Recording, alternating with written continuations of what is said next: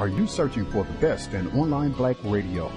Then go to blacktalkradionetwork.com, helping you filter through the noise. Real talk, black talk.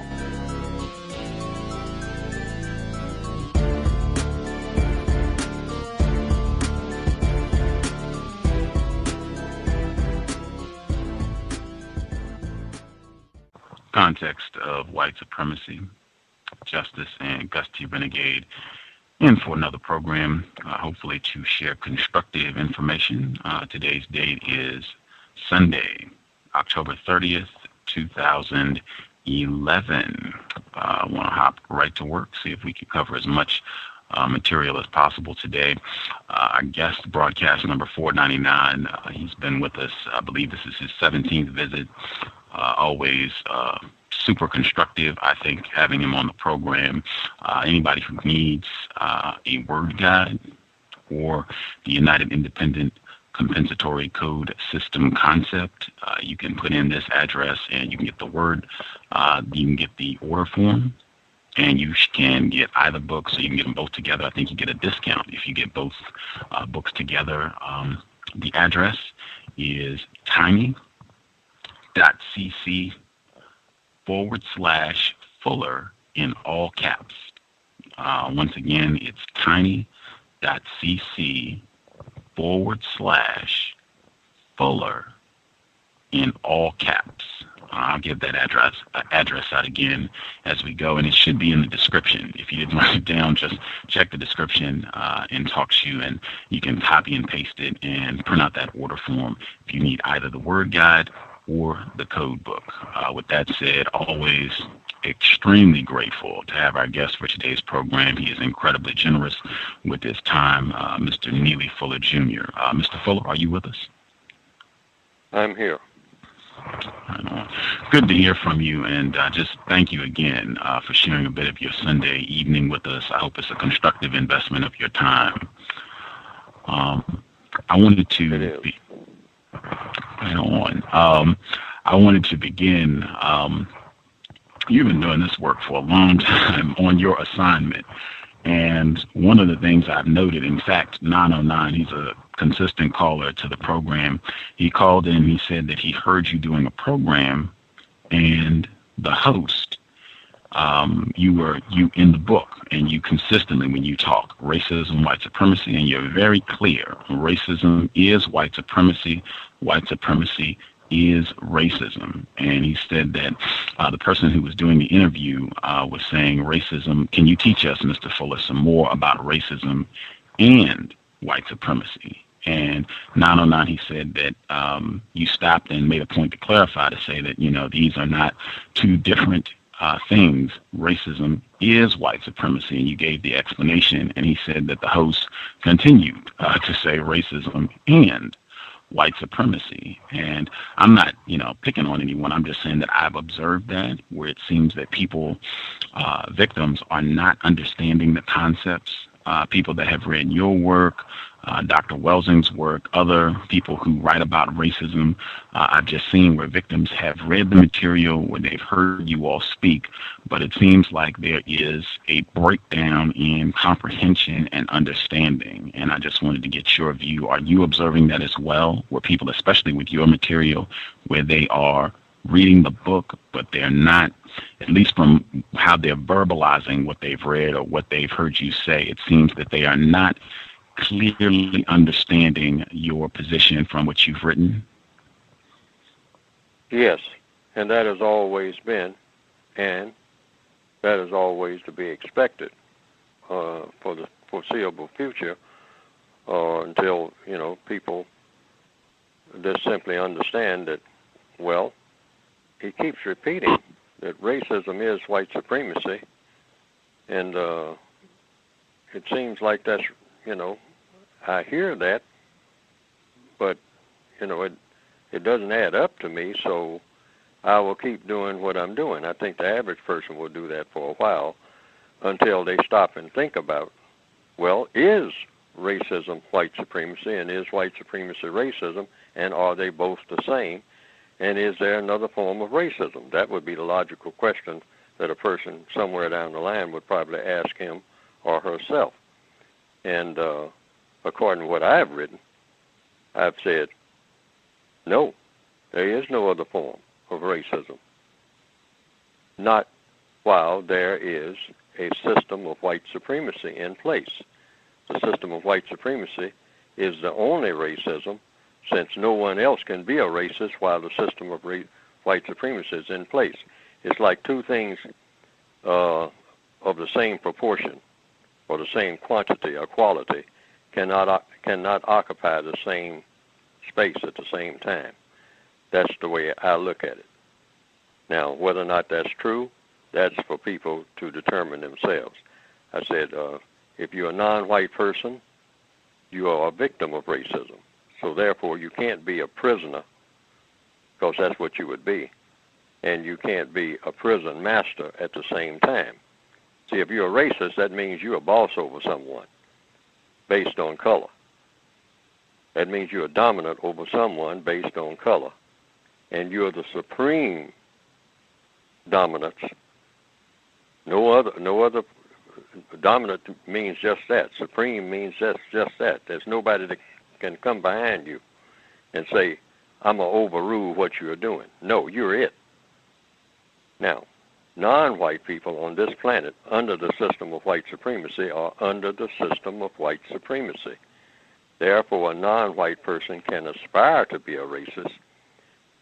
I'm sure that there are a lot of, people classified as black and or non-white who would like to be racist, maybe. Maybe they're bought into it. It's a lot of people on this planet, a lot of people in the universe. So somewhere out there might be a great number of people who would say to themselves and to others, I would like to be a black supremacist. I would like to be a brown supremacist. I would like to lord it over someone based on color. I would like to be dominant over someone, large groups of people, or all of the people in that category, rather, whatever category I want to pick that I would be dominant over based on color, and be a supreme racist and tell all these people what to do and what not to do, and if they don't do it, I will punish them, and there's nothing anybody can do about it. It's nothing, no person who is smart enough to know what to do about it. There might be some black people out there, some non-white people on the planet, and I'm relatively certain that there are, maybe in small or large numbers, who would aspire to do that. But the fact of the matter is, it's not that way now. You can't have two bosses in the same house when you start talking about race. If you have white supremacy, it means you cannot have any other type of supremacy, period. That is impossible. That cannot be done. You can have it if there is no white supremacy. If everybody's on what they call, quote unquote, a level playing field, then other people can aspire to be supreme based on color and mistreat people based on color, which is what it's all about. That would be the aspiration. You're getting ready to mistreat someone based on color. Because when you do the world's business based on what color somebody is, that within itself is mistreatment. That's just like looking at somebody's ears, or looking at somebody's eyebrows, or looking at somebody's forehead, and saying that, well, somebody's forehead, your hairline doesn't come down low enough, or it's not high enough. You're not a highbrow. So therefore, you are supposed to be mistreated because you are not a highbrow. You're a lowbrow. Your hairline comes too low on your forehead. So I'm going to categorize you as a lowbrow, and therefore you are eligible for mistreatment. End of story. And anybody who doesn't like it, I kill them, I stomp on them, I deny them certain privileges and whatnot. I do anything I want to. Why? Because I'm supreme. I'm supreme. So as it stands now, as we speak, this planet, when it comes to the word racism, is dominated by white people, not all white people, but those white people who have chosen to be white supremacists. They are racists. They are mistreaters of people based on color. They classify themselves as white, and they say other people are non-white and therefore eligible for mistreatment based on just that alone. Not on the basis of how tall they are, how short, how much they weigh, where they happen to reside. Just look at them, and if you see that you can classify them as non-white with any degree of credibility, because you do the classifying if you are a white supremacist, then if you decide, well, that person looks like they might be eligible to be called non-white, which means they're eligible to be mistreated. Mistreated by whom? By me, or by anybody who's classified as white. And end of story. And if nobody likes it, whip me. Beat me. If you are smart enough, or big enough, or bad enough to think that you can. And so far, none of the non-white people on this planet have proven that they are that smart. End of story. Do you have some codified suggestions with regards to how to correct that comprehension gap? Because I see it especially with reading, where people who read the material and it just seems like they are not grasping everything that they read in the book. Do you have some codified suggestions on how to compensate for that comprehension gap? Keep saying it. When somebody starts saying, well, white supremacy and racism, like you just outlined, you say, well, you said white supremacy, so where does this and racism come from? Just put it in the form of a question. Usually when people are discussing something, they usually have it in mind what it is they are discussing. So you don't make statements to the person. You don't tell them they don't know what they're talking about, or shut up and don't say it that way, or something like that. You simply ask. If I say racism is white supremacy, and the other person says, well, there is white supremacy, and then there's other forms of racism, and then you say, okay, like what? Like what? When? Where? By whom? Who are these other people who are supreme based on color? Who are they? Point out some of them. I'm asking a question. I'm making requests. That's how we get understanding on anything. Everything in the universe, all progress, and all problem solving starts with a question. And all problems are not solved until all questions are answered, if you're trying to solve problems.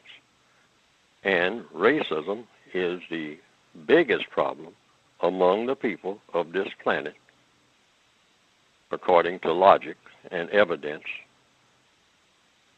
at least the way I've seen it, among the people of the planet Earth. Why? Because you can't solve any other major problem without solving the problem of racism. Anyone who has tried to solve a problem in economics, in education, entertainment, labor, law, politics, religion, sex, and/or war has not been able to solve that problem so far because they run into the problem of color. Not going to be any solution to a Middle East problem until the problem of color is addressed honestly and forthrightly. In fact, the so-called term Middle East was manufactured to keep confusion going. Confusion about what? Color. If there were no non-white people in what we call the Middle East at all, no people that you could look at visually and classify as non-white, if there were none there at all, it wouldn't be any shooting going on, period. And there was a little bit of skirmishes going on about what you call religion in a place called Bosnia just a few years ago. That skirmish immediately came to a halt as soon as it became relatively prominent in the news. As soon as it looked like it was just kind of go on and on like this Middle Eastern thing. the white supremacists, apparently, whomever they are, and I don't know who they are, they know who they are, must have taken a look at it and say, wait a minute, even though this is supposed to be about religion, these are white people who are slaughtering each other. And hey, at this stage in history, none of that. We're not going to put up with that for 5 minutes. And they put that down swiftly, in no uncertain terms. They stopped the killing. But in what we call the so-called Middle East, the killing just goes on and on and on and on and on and on and on, decade after decade. And you know why? Based on counter-racist logic, it's intended to go on and on and on and on. Now, if you want to put it to a test, just move all of the people out of that area who can be classified as non-white. And this is just my concept, just my theory. This is me talking. But this is something I believe based on the patterns that the white supremacists have operated on ever since the beginning of white supremacy. Just go to the so-called Middle East, and everything that's classified as Middle East, and these classifications about what's Middle East keeps changing, if you might notice. Every now and then they'll call it Israel, they'll call it Palestine, they'll call it Syria, they'll call it Egypt. Every now and then they might even throw in Darfur for about 15 minutes, and then they'll erase it and put something else in there. I mean, it's just a musical chairs type thing about what this Middle East is all about. Oh, we got to drop everything. There's another conflict flaring up in the Middle East. And that's for everybody to drop everything and pay attention to the conflict in the Middle East, which is being manufactured by the white supremacists. Just watch the pattern. Don't take Neely Fuller's word for anything. Just watch the pattern. Why is it that this keeps going on and on and on? And when it looks like it's just about halfway being settled, oh no, can't stand for that. This is a focal point for conflict in order to keep everybody's attention on that focal point. See, we might be having some problems over here, over there, over yonder, up here and up there and up on the side of the mountain. And everybody focuses their attention on that. And the white supremacist very cleverly maneuvers us and say, wait a minute, you all are paying attention to the incorrect thing. We have another flare up in the quote-unquote Middle East. Keep watching that. And they manufacture all of these flare-ups. Oh, the people are being oppressed. People are oppressed all over this planet. Everywhere. But see, that's a focal point. That's a decoy. And the white supremacists do not intend for things to settle down there. And I think all of the people on the inside who have done a little thinking, if they think about it within the context of racism, they'll come to that conclusion. Now, that's just one thing. And then there are lots of other things all over the planet that operate the same way, because the white supremacists operate in all 9 areas of activity all over the planet, everywhere, all the time. They dominate all of the affairs on the planet among all of the non-white people that's worth paying attention to. They are always, if there's anything where people are being harmed and they're classified as non-white, the white supremacists, and this is where the focal point is, the white supremacists are always, always, always, without exception, the usual suspects. That way people don't get confused and start chasing shadows. Say, well, this person is doing that, and this person is doing that, and there are some weapons of mass destruction, and, you know, that's all to confuse people, every bit of it. And the white supremacists are behind all of it. For what reason? To maintain white supremacy. You cannot maintain white supremacy with all these non-white people on this planet unless you keep them confused.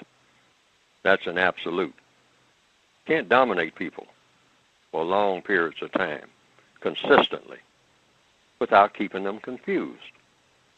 People who are confused can be dominated indefinitely as long as they are confused.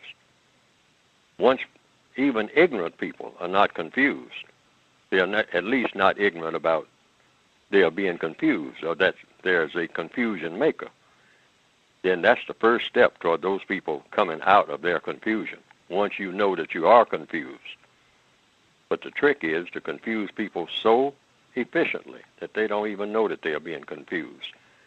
That's why you can tell people there is such a thing as maybe there is such a thing as white supremacy. And, of course, there is racism. And racism is out there. Sometimes you hear black people, when they're talking about racism, they say, oh, yes, racism is still around. These are the type. Listen to the words very carefully. Racism is still around. Racism is still around. And then sometimes they'll say, racism is it's out there. You know, it's out there. I mean, yeah, something needs to be done about racism because it's still out there. Out where? See, these are the questions that should be asked right there on the spot. What do you mean out there? Out there where? On the other side of Krypton? What are you talking about? Racism is around. Around what? Around what? What are you talking about? I want to know what you're talking about. I'm trying to locate this racism specifically with clarity that you say is somewhere around or somewhere out there. Like there's a song, somewhere out there. Out where? And if it's out there, a question is raised, is it in here? And where is here? So see, these are the kind of cliches that the racists think of and put them in the mouths of people to keep repeating. Oh, there's somebody who is destroying their own people. There are only one own people on this planet.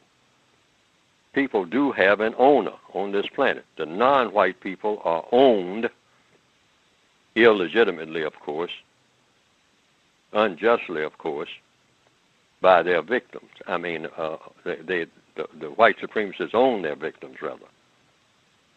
And their victims are the non-white people of the planet.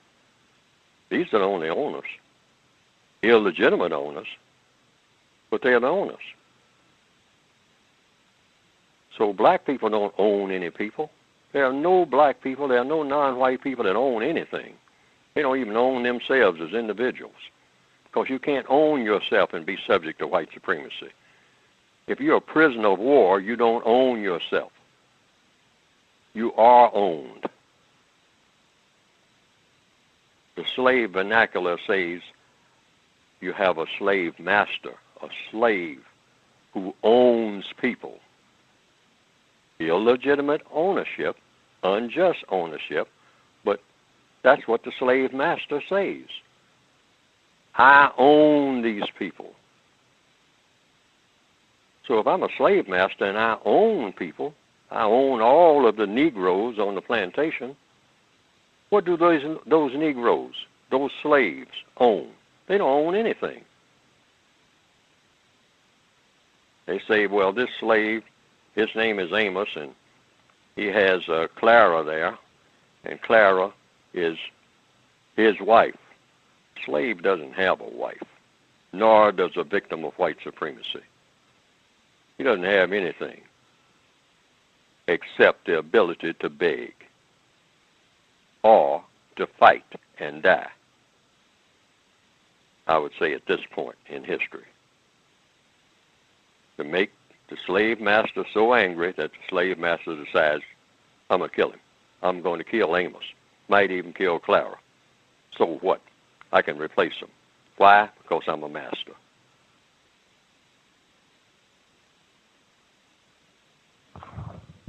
You're correct when you say we need focus and clarity And I was thinking about that even before you mentioned, coming on the program tonight, that we're more and more losing focus and clarity, but it's not the fault of the victims. It's because the white supremacists are masters at escalating confusion. They are the masters of confusion. Nobody can make confusion like they can. They're magicians at it.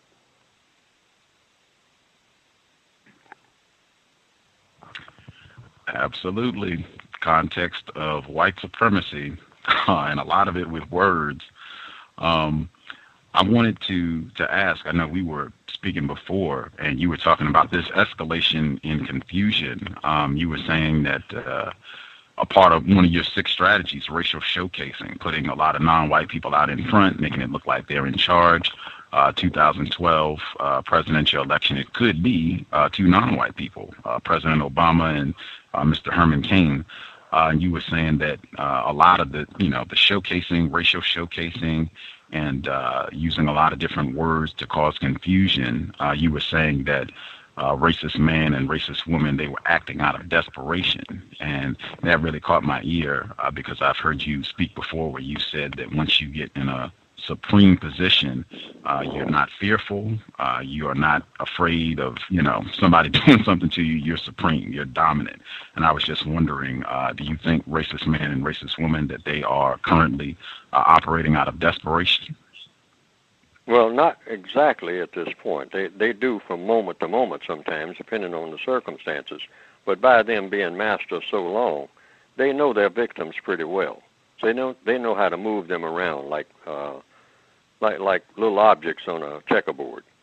They just move people around. You can easily do that once you're a real master and you really study your victims. And you have to study your victims all the time in order to control them. It's just like if you're a farmer and you have sheep, you have to know the habits of your sheep. In fact, you have to train them to do the things that you want done. Otherwise, you have to get up in the middle of the night and go see about them. White supremacists don't have to check on their black people. They know what we are going to do. They know when they pay us off on a Friday afternoon or whenever it is and whatnot, they know where we're going. They know what we're going to do. They know when we're going to get mad and kill each other and all like that.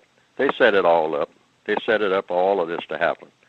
They know what will make us grin, what will make us laugh, what will make us act silly. And they set all that up too. And they know when to tell us to be serious. And the only time they want us to be serious is when they really have to have us be serious about something that's going to help them to consolidate their power. The rest of the time, we can be just as silly as we want to when we're among ourselves. And if we act like we are not going to be silly among ourselves, they'll come around and start something that's really silly. And it doesn't take much to do that. They'll come around and take a look, and in 15 minutes they got everybody doing something that's absolutely silly, because it doesn't take much.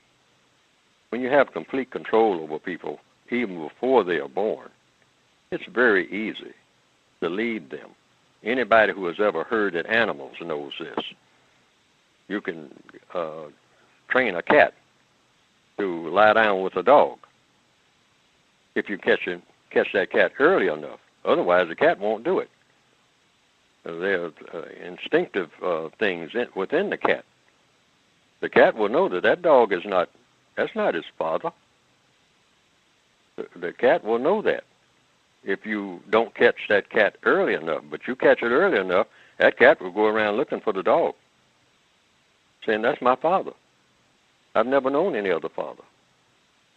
These are just things you can observe yourself. Everything in the universe, if you tap into it, I mean, regardless of what the crowd is saying around you, because the white supremacists will drown you if you're a non-white person with all kinds of what is commonly called misinformation. You will be misinformed. In order to do what? In order to confuse you, because when they can confuse you, they can keep you under submission. They can keep you doing their bidding. They can laugh at you forever, which is what they do. The purpose of the system of white supremacy is just to mistreat people and laugh about it. That's the purpose. At one time, they threw in a lot of things like doing work, but the white supremacists do work. Sometimes people say that the white supremacists, are lazy and they don't do any work, and they just have the non-white people doing the work. No, they do this for convenience. The white supremacists are some of the hardest and certainly the smartest workers on the planet. They don't mind work. They burn midnight oil when other people are asleep. I mean, they are up studying how they're going to dominate, because that's what they like to do. And not only just dominate so that we can have what we call a wonderful world where everybody gets along in peace and all like that. No, that's not what white supremacy is about.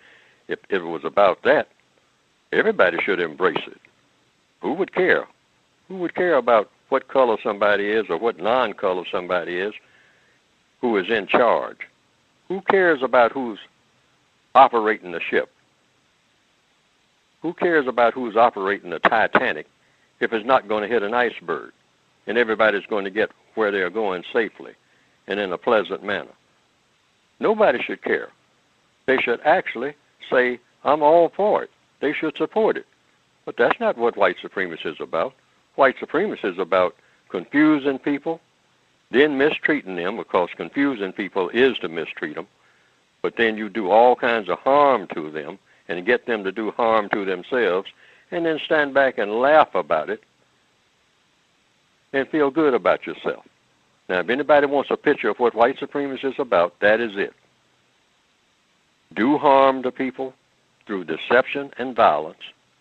Get the people to do harm to each other, and then go back behind the bush and just roll in the dirt, laughing about it, because you were able to mistreat people on a massive scale, and you find that to be fun and an excellent way to spend your time on this planet that was given by the creator of the planet.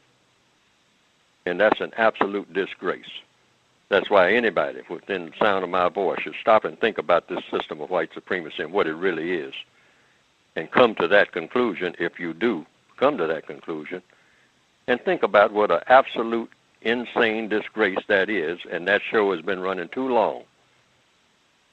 And as you just said, in repeating some of the things that I have said about racist strategies for confusion, that those six that I sometimes mention, the showcasing and all that, putting black people up front. And they're reaching and grabbing them here and right and left and down the center, just picking them out of the crowd and putting them up front. And the black people who are being put up front, it's no fault of theirs. It's just like bringing a slave from the bottom of the ship up on deck and saying, hey, I got a plan for you. And you will be fed a little better than the rest of them, and you will be clothed a little better than the rest of them, but it's my plan. Now, if you don't want to go along with it, if you don't want some fresh air, and the average person wants fresh air, the average person, you can't blame any person for wanting to hold some kind of office or get a better job. If I have a job and someone comes along, and the foreman or the master of the job, the master of the plantation comes and tells me, well, hey, I can double the food that you and your family get, what you call your family. I can double it. I can quadruple it. You all usually are pretty hungry. You go to bed hungry and whatnot. I can get you off of that dirt floor. And you can turn it down, or you can take it. Now, of course, if you turn it down, here's what I'm going to do. I'm going to just put you back on that dirt floor, and I'm going to cut the food even that you're getting, and I'm going to choose your brother or someone else in the next shack next to you. So you're going to take it or leave it? You got about 2 seconds to make up your mind. Which is it? Now, the average person will take that. I would take that because it's logical to take it. You're a prisoner of war. You're a prisoner of war. So they can choose you or they choose someone else. So it's really no difference in the big picture of things. And no non-white person should tell another non-white person, you shouldn't run for president on account of you might be helping the white supremacists. You're already helping the white supremacists because you're on their planet. Now, that's one thing we shouldn't get confused about. That needs to stop. That one black person accusing another black person of being a sellout. You can't sell what you don't own. You can't sell what you don't control. How am I going to sell some other black person? How many black people do I own when I am owned myself? Come on, we need to come off of that. I go and get me a good job and then I assume that I own some black people? You don't understand white supremacy when you say that, and you show that you don't understand it. White supremacy is awesome. It's not a small operation. It's big business. That's the definition of big business, white supremacy. The people who are against white supremacy are very small business, usually almost on the verge of going out of business. So we need to look at it that way. So when some black person is being showcased, they're not showcasing themselves, they're being showcased. Let them. So what? But you have to understand that they're being showcased. Because the white supremacists are just going to use them to do things they want done. They'll say, now, here's what, I'm putting you in charge. That's what they say. They're not putting you in charge of anything. They're going to make all of the major decisions. They'll let you make minor decisions, little decisions about whether to sharpen one pencil or two, or the equivalent of something of that value. They'll say, oh, no, you got your finger on the nuclear button and all like that. They'll tell you when to push that button. You better not come anywhere close to that button on your own. Or you'll find out what you'll find out what white supremacy really is. I'll put it that way. You're going to make a decision to push a button. You can't make a decision to push a button on one person. Not to say anything about millions. If you're black and on this planet, under the system of white supremacy. And any so-called leader, president, emperor, tribal chief, who is black, anywhere on this planet, he believes that he got some real power, or she, let them try to do something on their own without checking with the master of this planet under the system of white supremacy, or rather within the system of white supremacy. They'll go into shock if they really believe that, because they're going to get a shock. That shock is coming. Now, the white supremacists will stand behind you and say, now, I got a list of people here that I want killed. And I want them killed. You don't know anything about them because I ain't told you nothing about them except what I want you to know. But I want these people killed by the end of next month. So they'll allow you to do that because they're going to hold it against you that you did it when it's convenient for them to do so. In fact, they're going to say that's all you're worth. They say you're black, you're non-white, so you know something about killing people. See, they'll put all of their blood on your hands. I want everybody who is listening now to remember that. When it comes to anything destructive, it comes under the category of the slave did it. Now, what do you do? What do you say about these things? Because everything about counter-racist logic is not just about talking about what the problem is, it's about problem solving. So what you say is about just about anything that's happening on the planet where harm comes to significant numbers of non-white people. It's 4 things. Now, these are not in the book. They will be in the revised edition. But these 4 things, you can hold on to them. I think I've repeated them once before. I'll repeat them again and again and again because you can latch on to these and they will work anywhere. Number 1, many people have been harmed who should not have been harmed.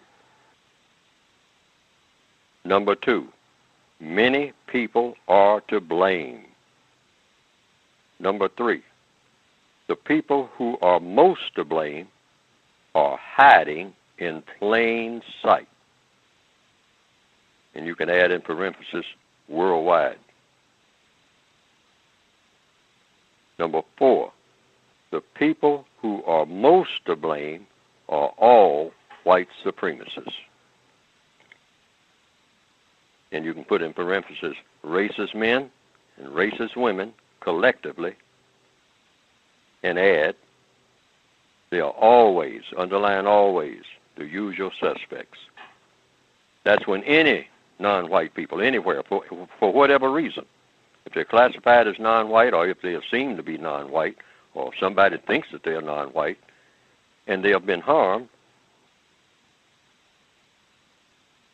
many people have been harmed, that's number 1, who should not have been harmed.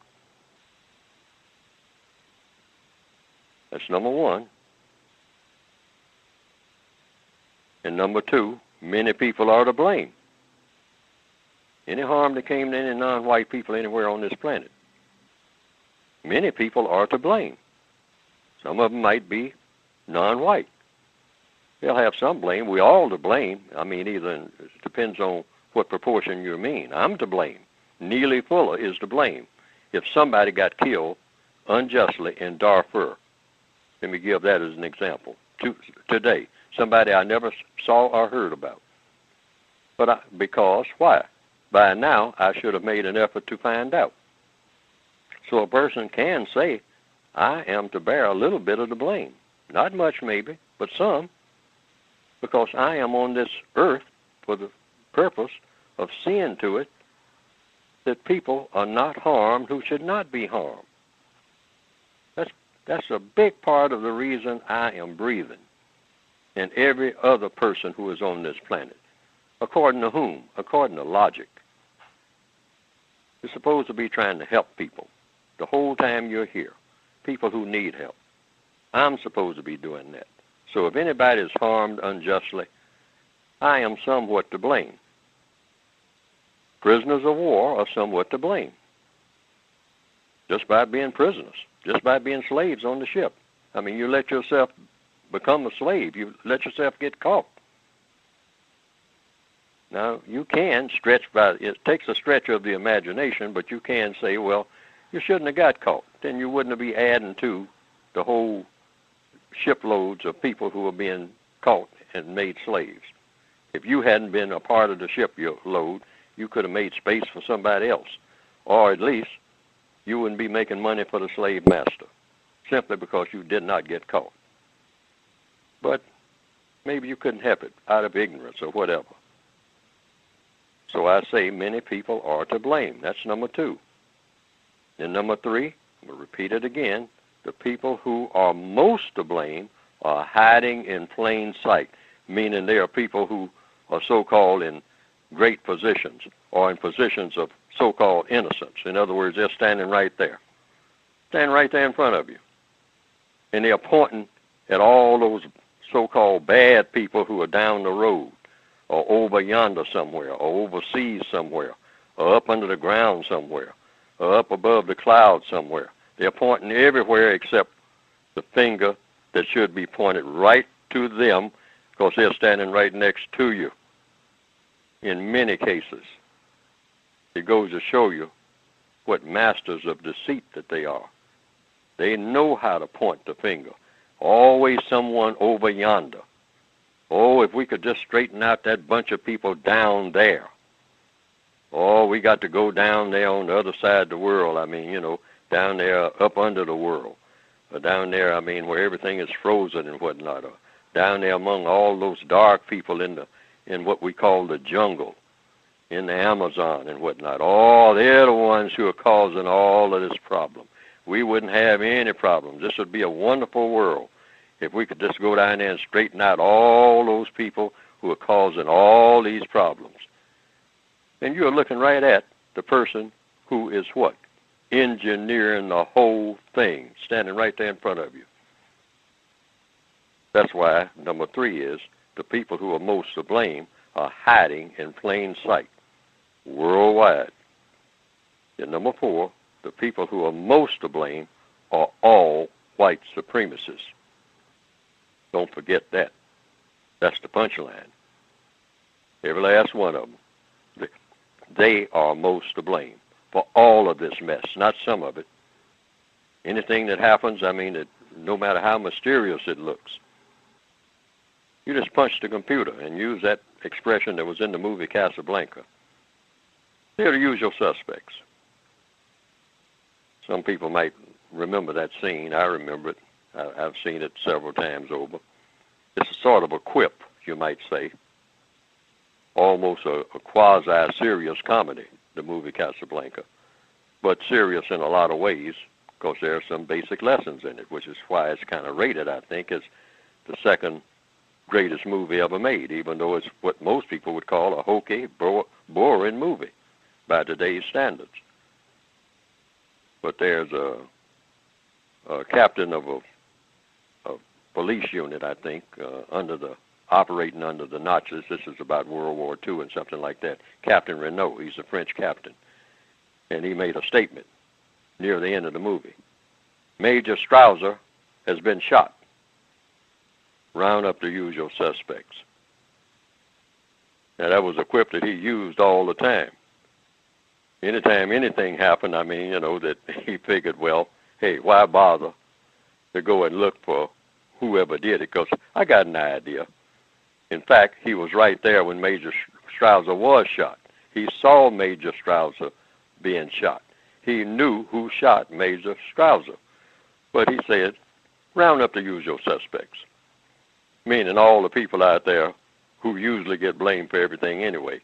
And there's a parallel to that, because that's black people all over the world. And something goes awry, something happens that shouldn't happen, and all like that, the white supremacists say, round up the usual suspects. Well, we can say the same thing. Round up the white supremacists. They're the usual suspects when anything happens that has to do with non-white people. And it's not a quip when we say it. It's the truth.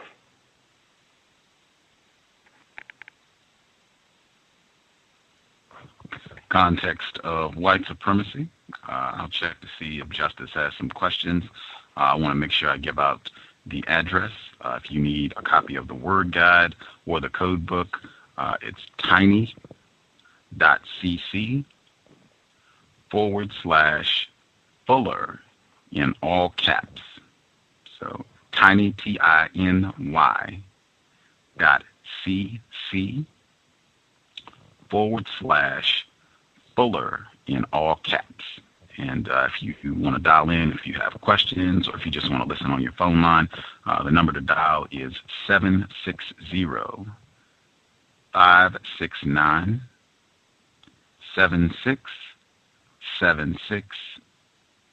and the code is 564-943#. That number one more time, 760-569-7676, and the code is 564-943#. Justice, if you have some questions for Mr. Fuller, your line should be open. Greetings. Greetings. Okay. My first question is, why do you say you are not a doctor? Because I've never cured anybody of anything, to my knowledge. See, I can understand why people, do that. People call me doctor sometimes, and one time when I was in what they call the military, there was a fellow, a black male who had come off of a farm, I think, in Louisiana or something, and hadn't had much schooling and whatnot. But he went around the training unit referring to me as Reverend. And I didn't ever say anything about it, but I understood it. I understood why he did that.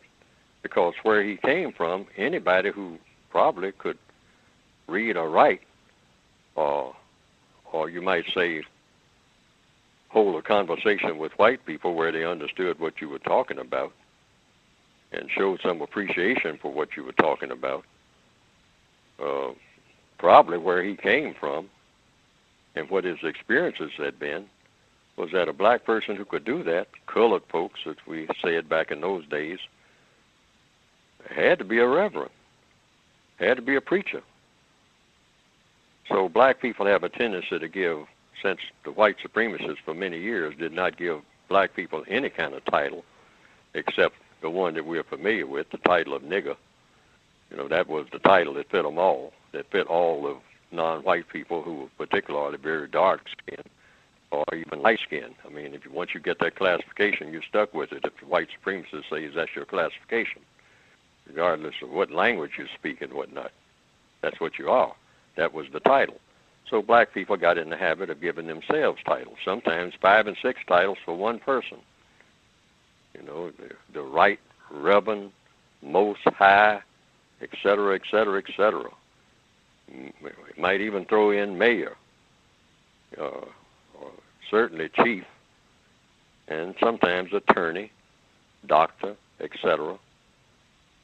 So sometimes even today, in introducing some black people are so starved, you know, we have such low self-esteem and whatnot, we need all kinds of things in front of the names that we have been given, and names of distinction.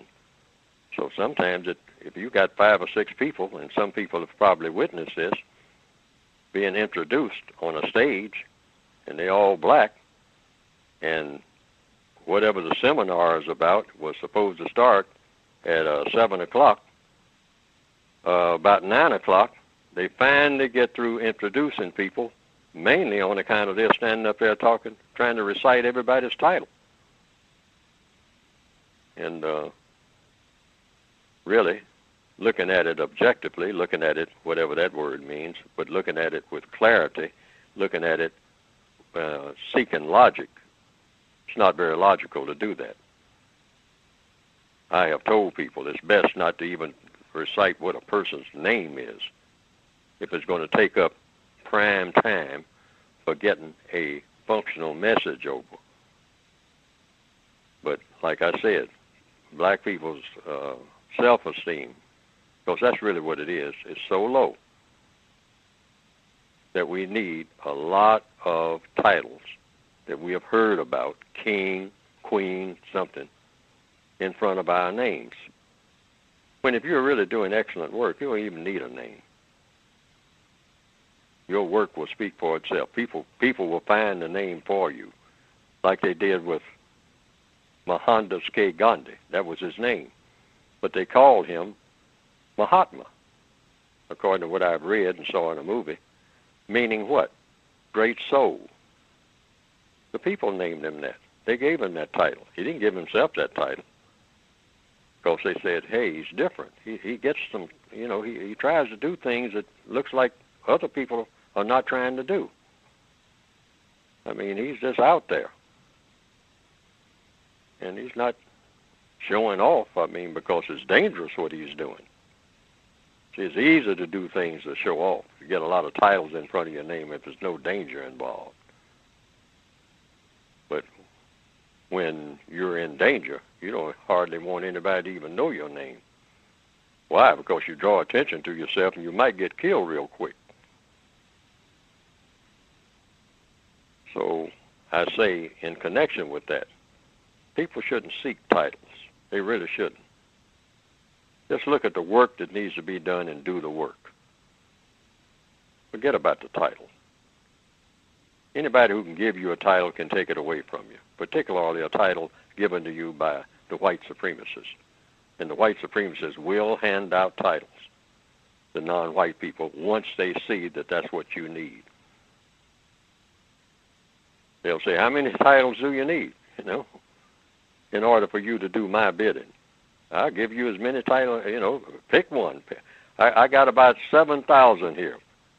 Pick 1,000 or two, okay? I mean, just load yourself up with titles.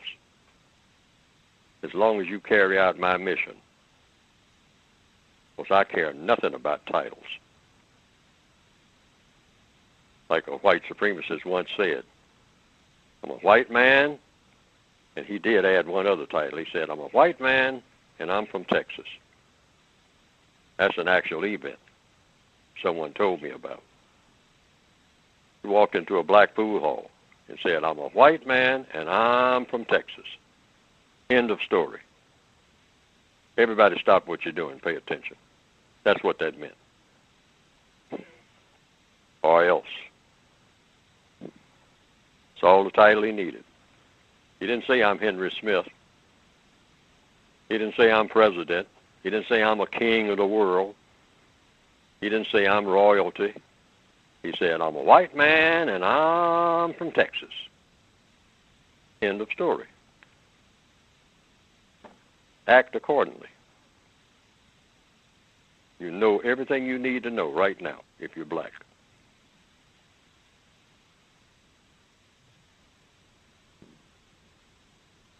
Have I spoke with clarity? In what ways should the accomplishment of... Yes, sir. Yes. In what ways should the accomplishment of your ultimate objective involve me, and in what ways should the accomplishment of my ultimate objective involve you in which of the following areas of activity?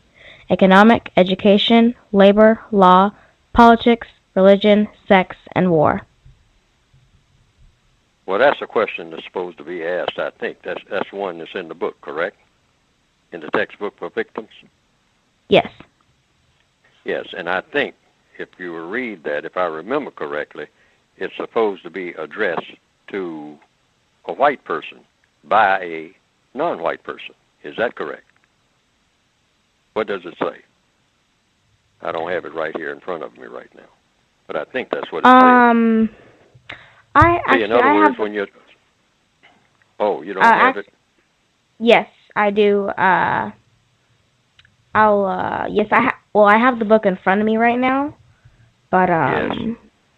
I will, I'm gonna try to find it. So, oh, yeah. okay. Yes, I think that's the way that it is written in there. That's the way I remember it. But it probably can be asked of anyone, but it certainly is a question to ask when a black person, for instance, for example, is talking to a white person, and they're talking about world events or something like that. Depends on the subject matter and whatnot. It has to be something that the white person wants to talk about. Otherwise, you're not going to have a comfortable conversation and a constructive conversation. That's when you're talking to anybody, by that matter. You always talk to people about things that they want to talk about or don't talk at all. I mean, otherwise you're going to get conflict. You don't want that. You already got enough conflict. So if a white person wants to talk about world affairs or something like that, well, one thing, if you're a non-white person, because you're trying to solve problems, you're not trying to just beat up on white people and whatnot, just because you're in a huff about it or whatever, regardless of the circumstances. So you ask the question, what is it that you are supposed to be doing? I think that's what you just read there, or something like that, something to that effect. What is it that I'm supposed to be doing? Why are we on this planet? Why are we in contact with each other? I mean, if we are in contact with each other, what are we supposed to be doing? And presumably, we're not supposed to be doing anything to harm each other.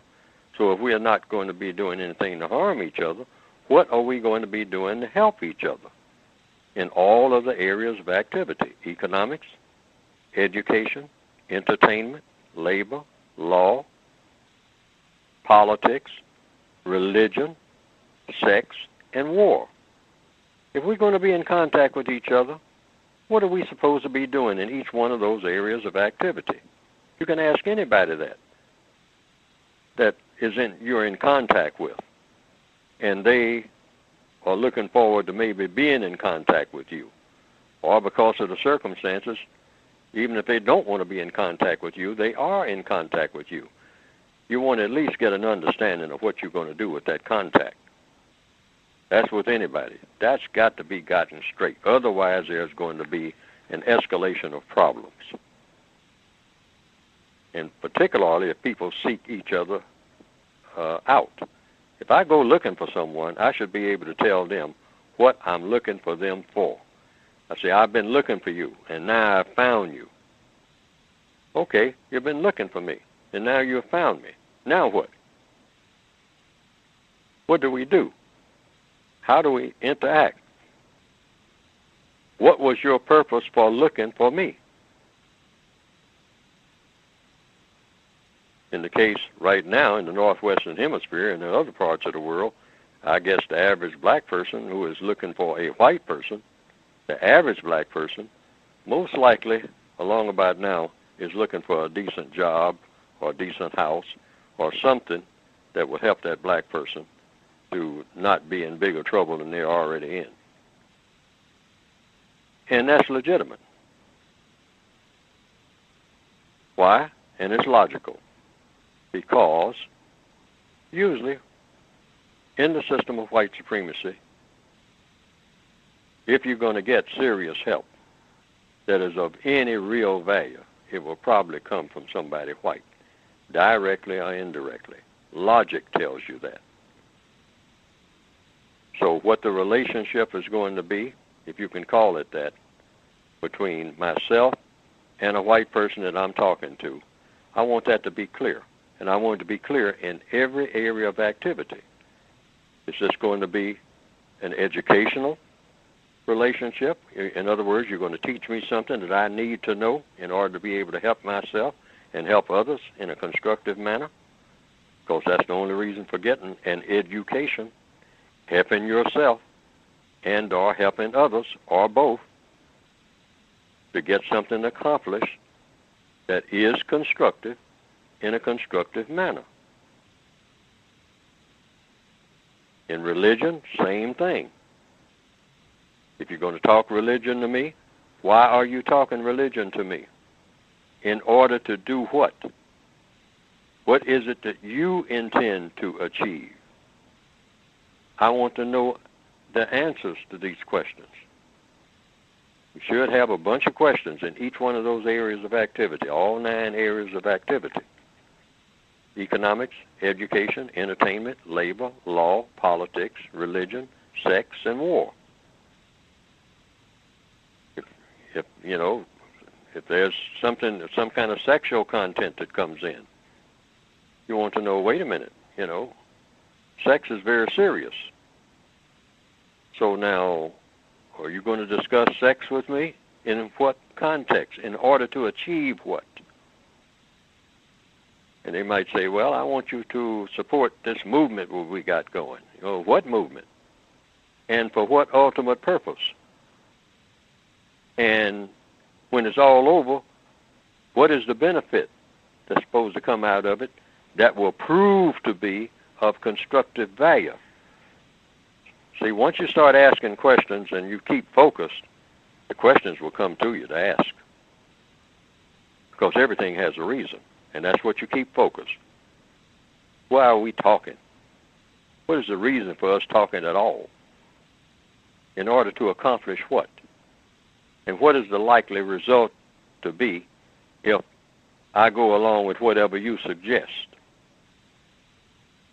What is the likely result to be? And is that result going to be constructive or non-constructive? Because every move that a person makes, even if it's just waving at somebody across the street, that's going to have a constructive effect or a non-constructive effect. There's no such thing as something in between. Every move that every person on this planet makes, even as we speak, every word that you use is either going to have a constructive effect or a non-constructive effect. And the thing that every person should be trying to achieve is a constructive effect every time.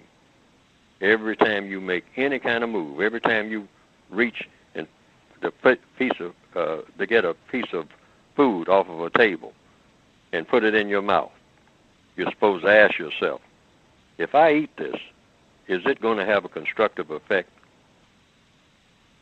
Now, I know there's somebody sitting in a bar right now, getting ready to take another swig. I'm not saying don't take the swig. I'm just saying ask the question.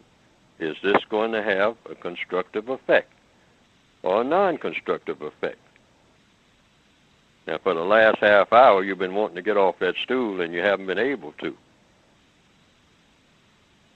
You've forgotten where the exit is. In a little while, you're going to be staggering toward that, what you think the exit is, trying to get to your car. Keys in hand. And you're wobbling while you're walking. Now, that last drink that you took, or maybe the fifth one, or somewhere in between, is it going to have a constructive effect or a constructive effect? I don't know. But if you get under that wheel and go speeding down that highway,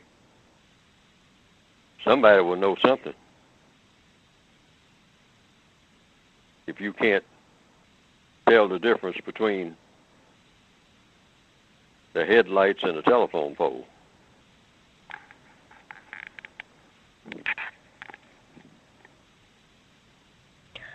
I found the I found the thing that you wanted me to find.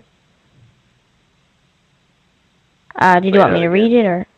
Oh, I was saying, 'cause you asked me, could you please find where you found that at, and I found it. I don't think I comprehended the question. Okay. Is there any other way that you could? Okay. Okay. You said, I believe that those questions was for white people. I believe.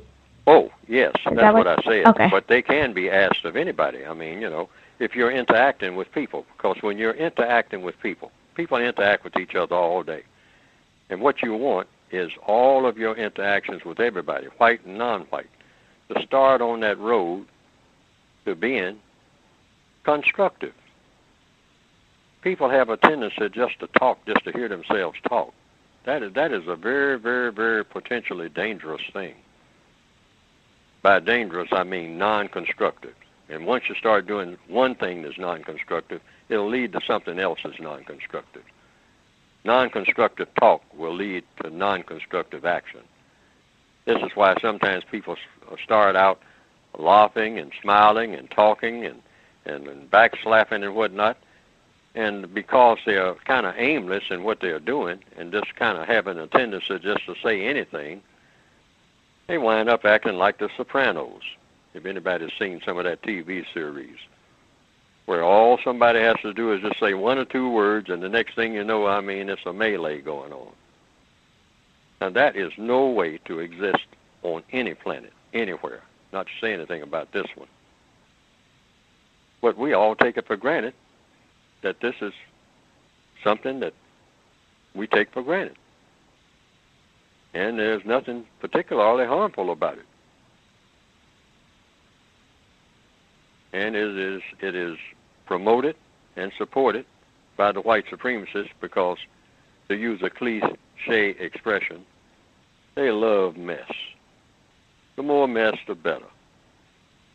The more destructive things are, the better. They like destruction. They like tearing up things. They like people tearing up each other.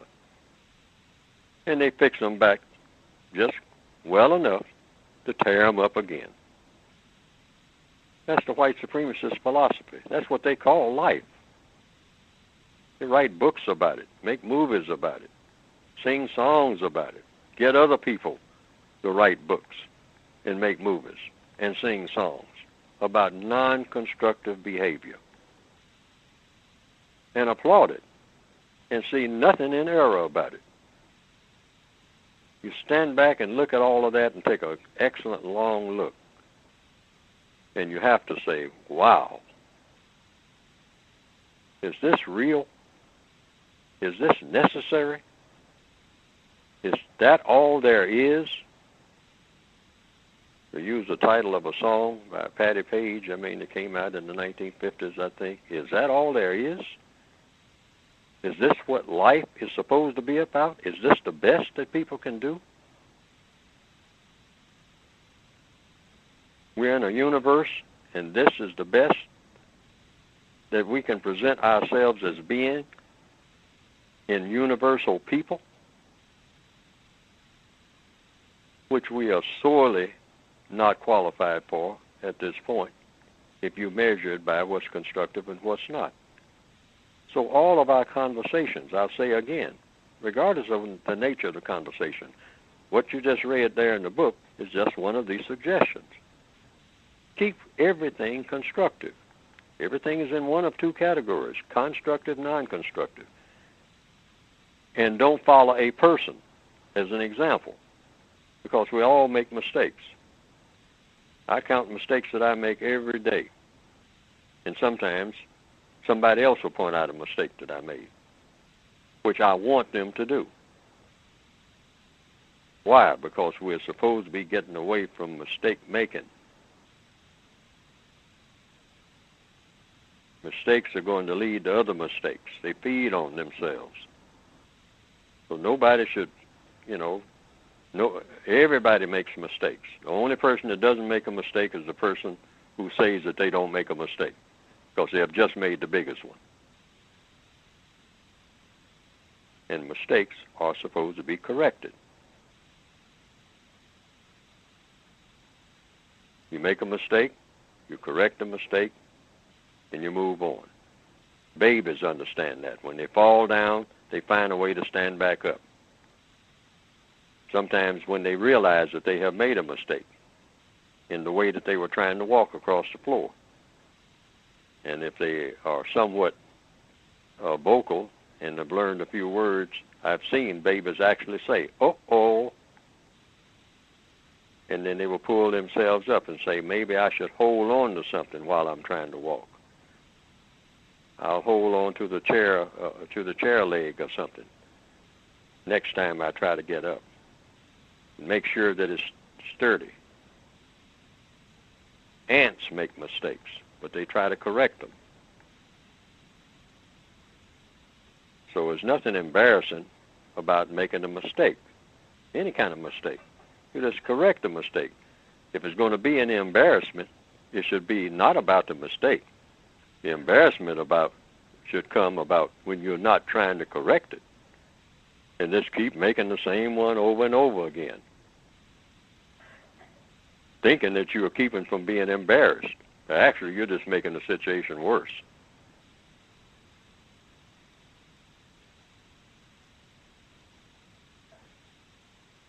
I hope I'm making myself clear, because the whole purpose of this conversation tonight, and I was thinking about this before I even started talking, we need to get to what to do and what to say and be clear about it. In doing what? In solving problems within the context of the biggest problem, the system of white supremacy.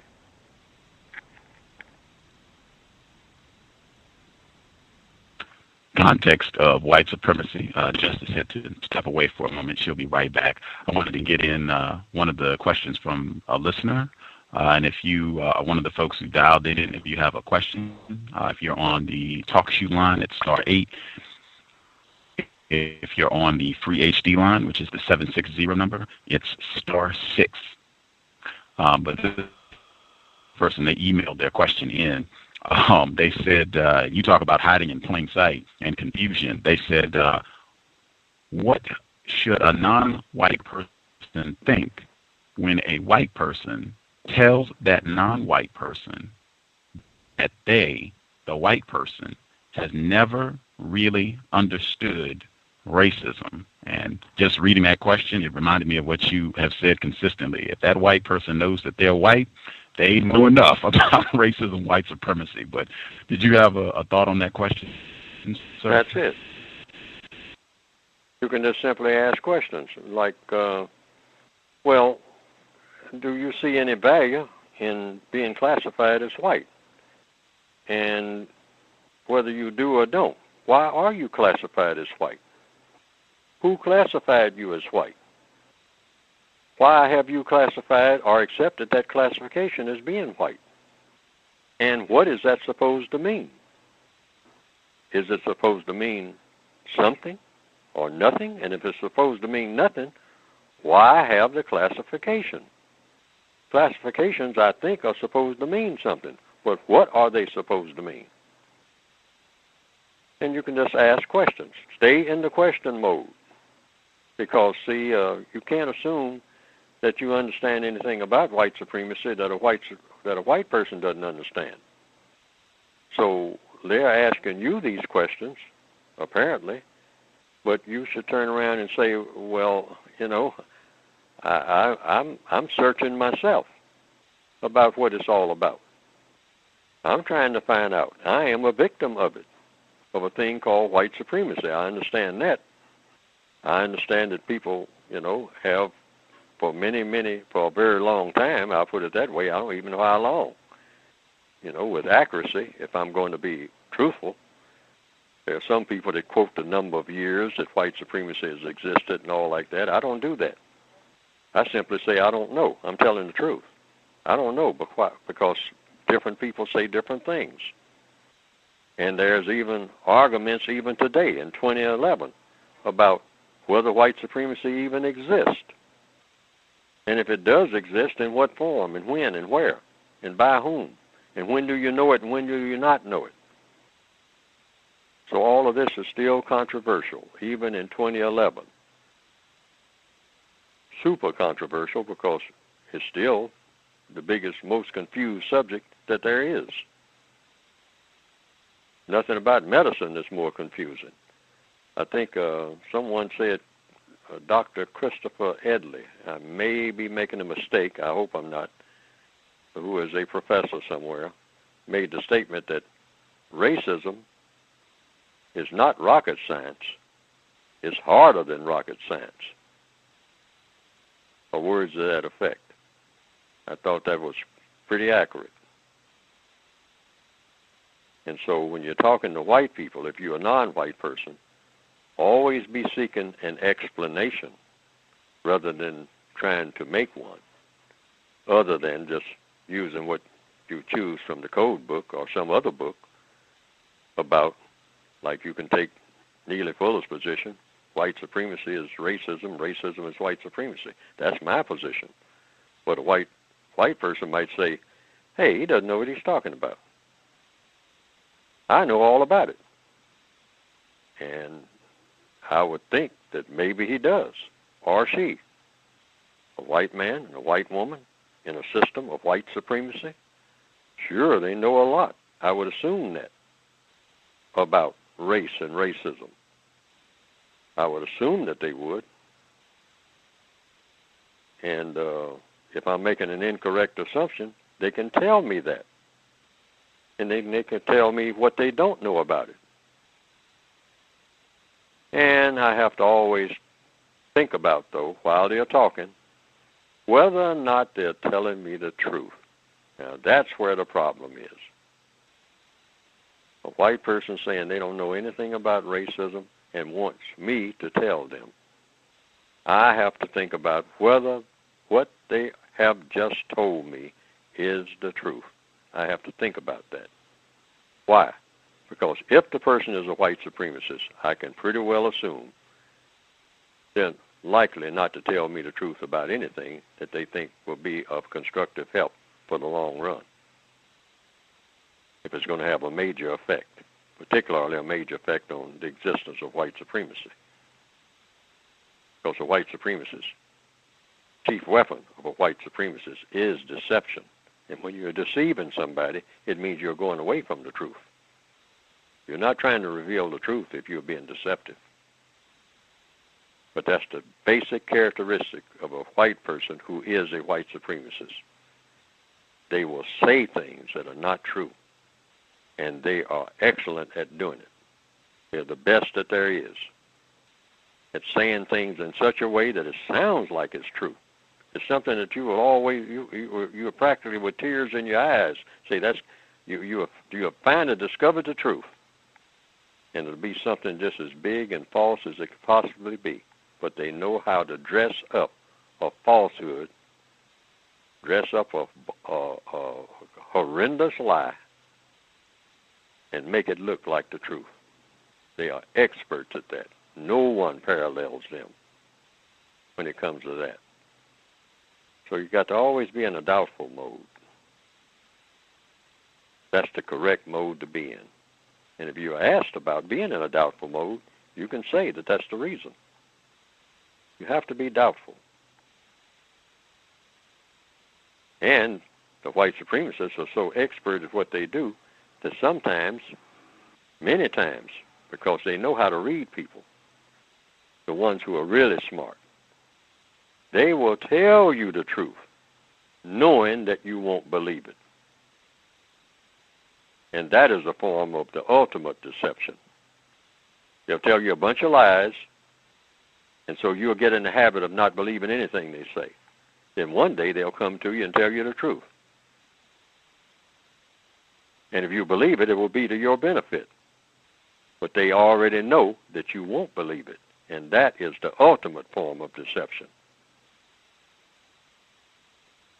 See how smart and conniving and treacherous they are when they are really on their J.O.W.S? And they usually are. Because their job is also their fun. White supremacy is not work for them. It's fun. Their work and their fun are one and the same. And when you can make your work and your fun one and the same, you can get a whole lot done. Because you're not looking forward to getting off from work so you can have some fun. They're always having fun. When they're practicing racism, that's work and that's fun. Their work and their fun is one and the same.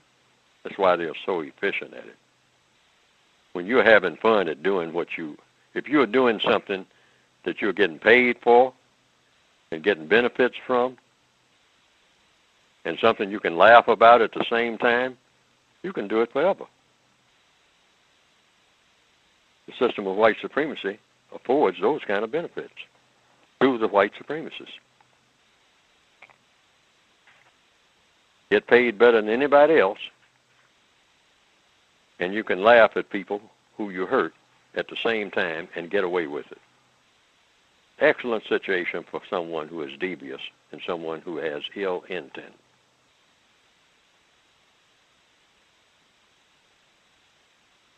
Depends on your purpose in existence.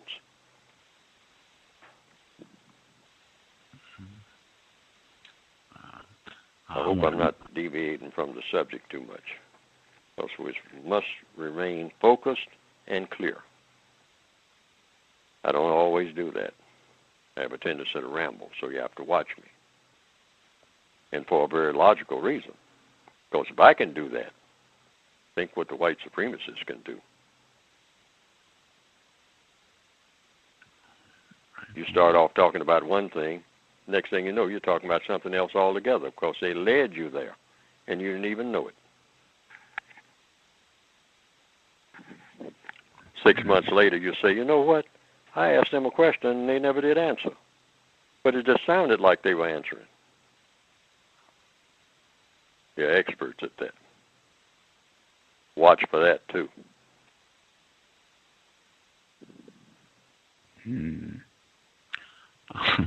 I absolutely. I want to get back to justice. I want to grab one of the callers really quick first because I do see a hand up.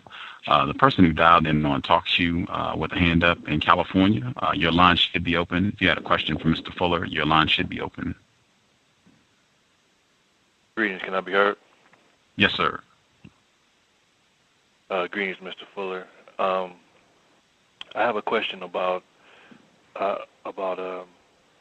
loneliness and a question about the word nigger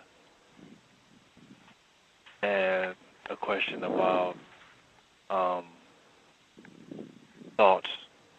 Is there any particular, would you have a preference for which one you would like to answer?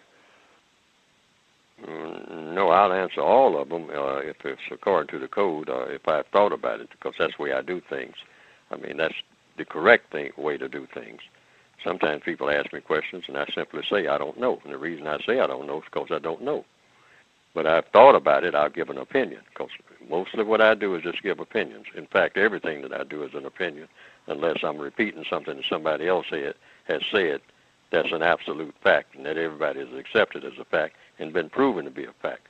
Because we feel our way when we're trying to solve the race problem, because it's never been solved by anybody. Everybody, lots of people have made an attempt, including me, but it's never been done by anybody. That's why we still have it. So I will, for the sake of clarity and focus, I'll start with the first question that you just asked. Now, what was that question? So it's clear and focused. The word nigga. No, I think you said loneliness first. But I can't start with the word nigga.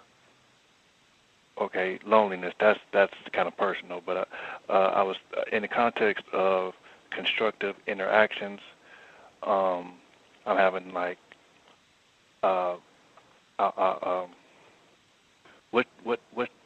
what would one do about loneliness in the context of having constructive interactions, where you don't have that many constructive interactions, but and I guess you start feeling like a lack of those type of interactions bother you, or make you feel lonely or whatnot.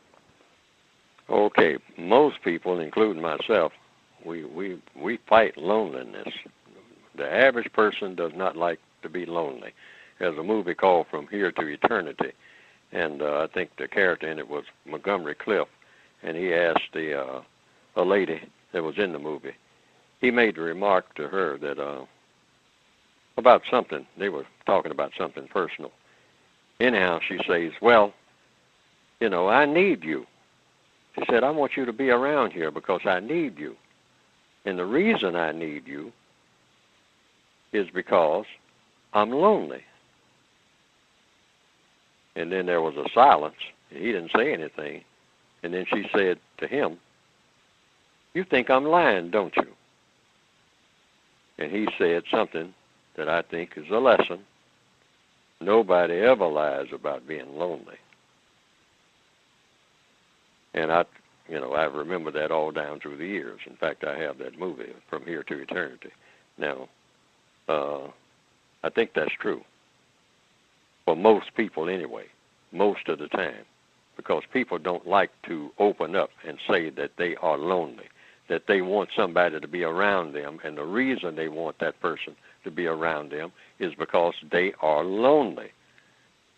Most people don't want to admit that they're lonely because I think they think that they are opening themselves up to being vulnerable, to being misused.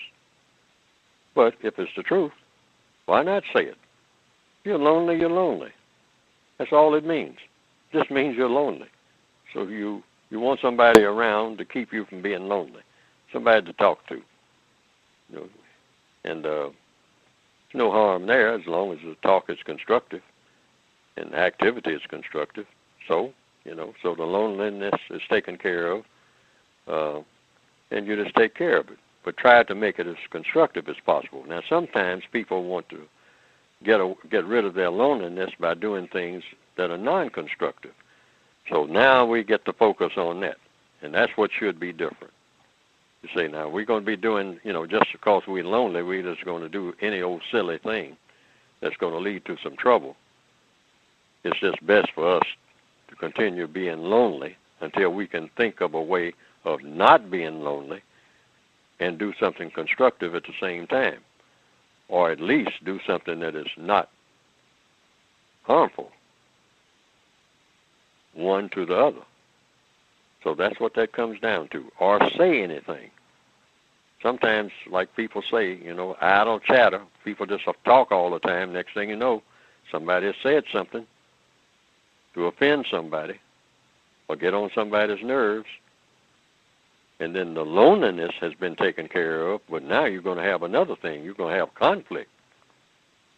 And conflict is not the antidote to loneliness. That's very non-constructive.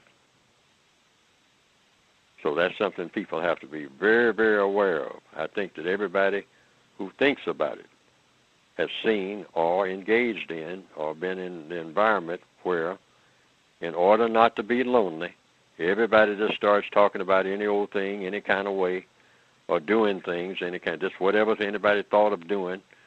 I mean, pouring extra sugar in somebody's coffee cup in order to break the silence and have somebody laugh or something like that. Next thing you know, there's gunfire. And 2 hours later, someone is trying to explain how it all came about, and nobody even remembers. They just say, well, everybody started talking, and next thing you know, somebody got mad. I don't even remember who it was.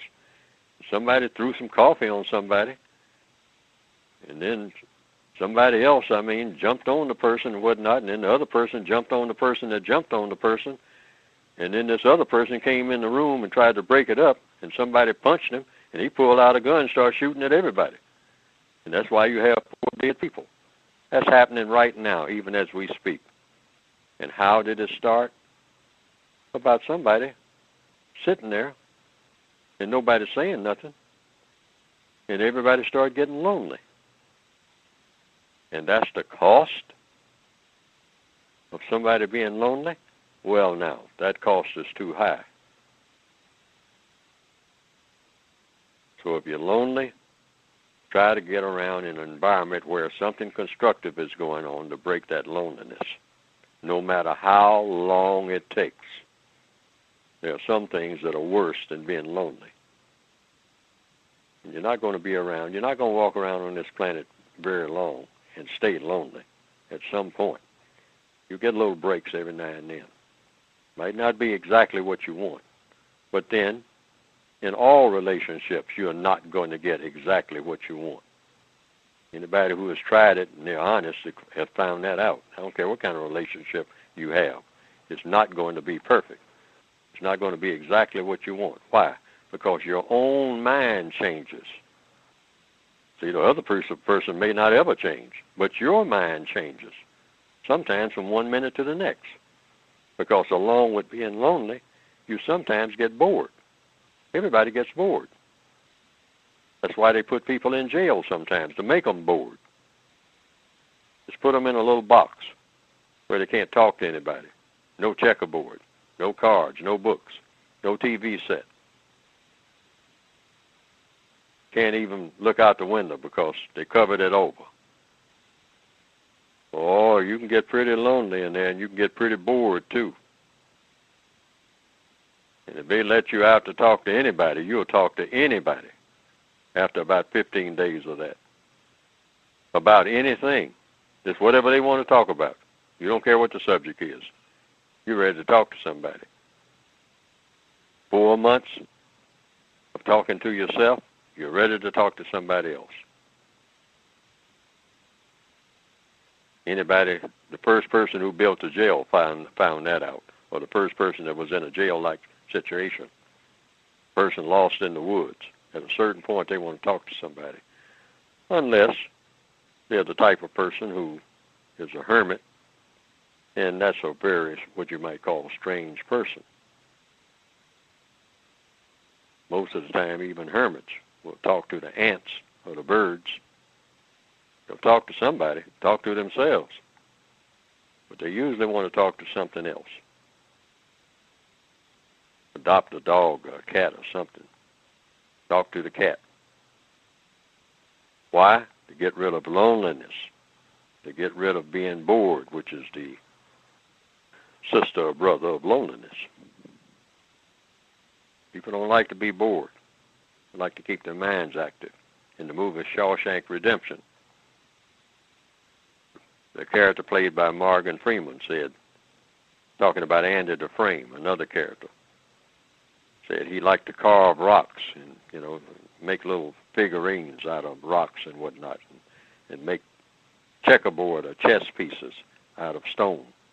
Why? Keep from being bored. And when you're locked up, you do almost anything to keep from being bored.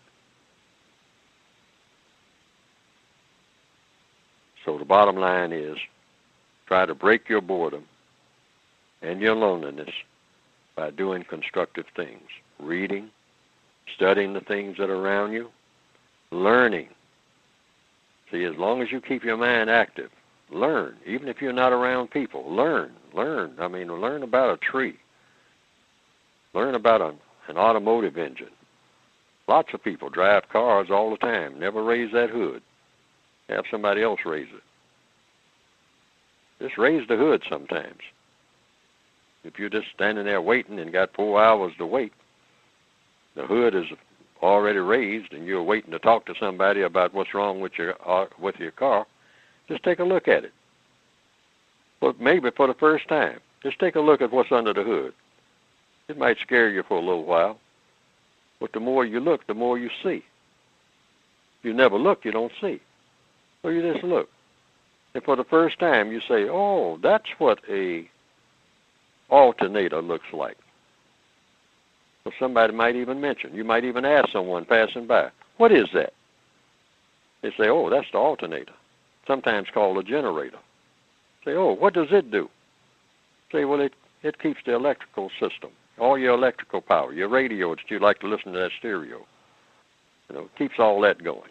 It stores power and transfers power, electrical power, that is. It doesn't make the car go, as such. Your motor does that. But that alternator, keeps electrical power going in the car. If that goes out, you don't have any electrical power. No, I didn't know that. How long you had this car? Well, I had a lot of cars.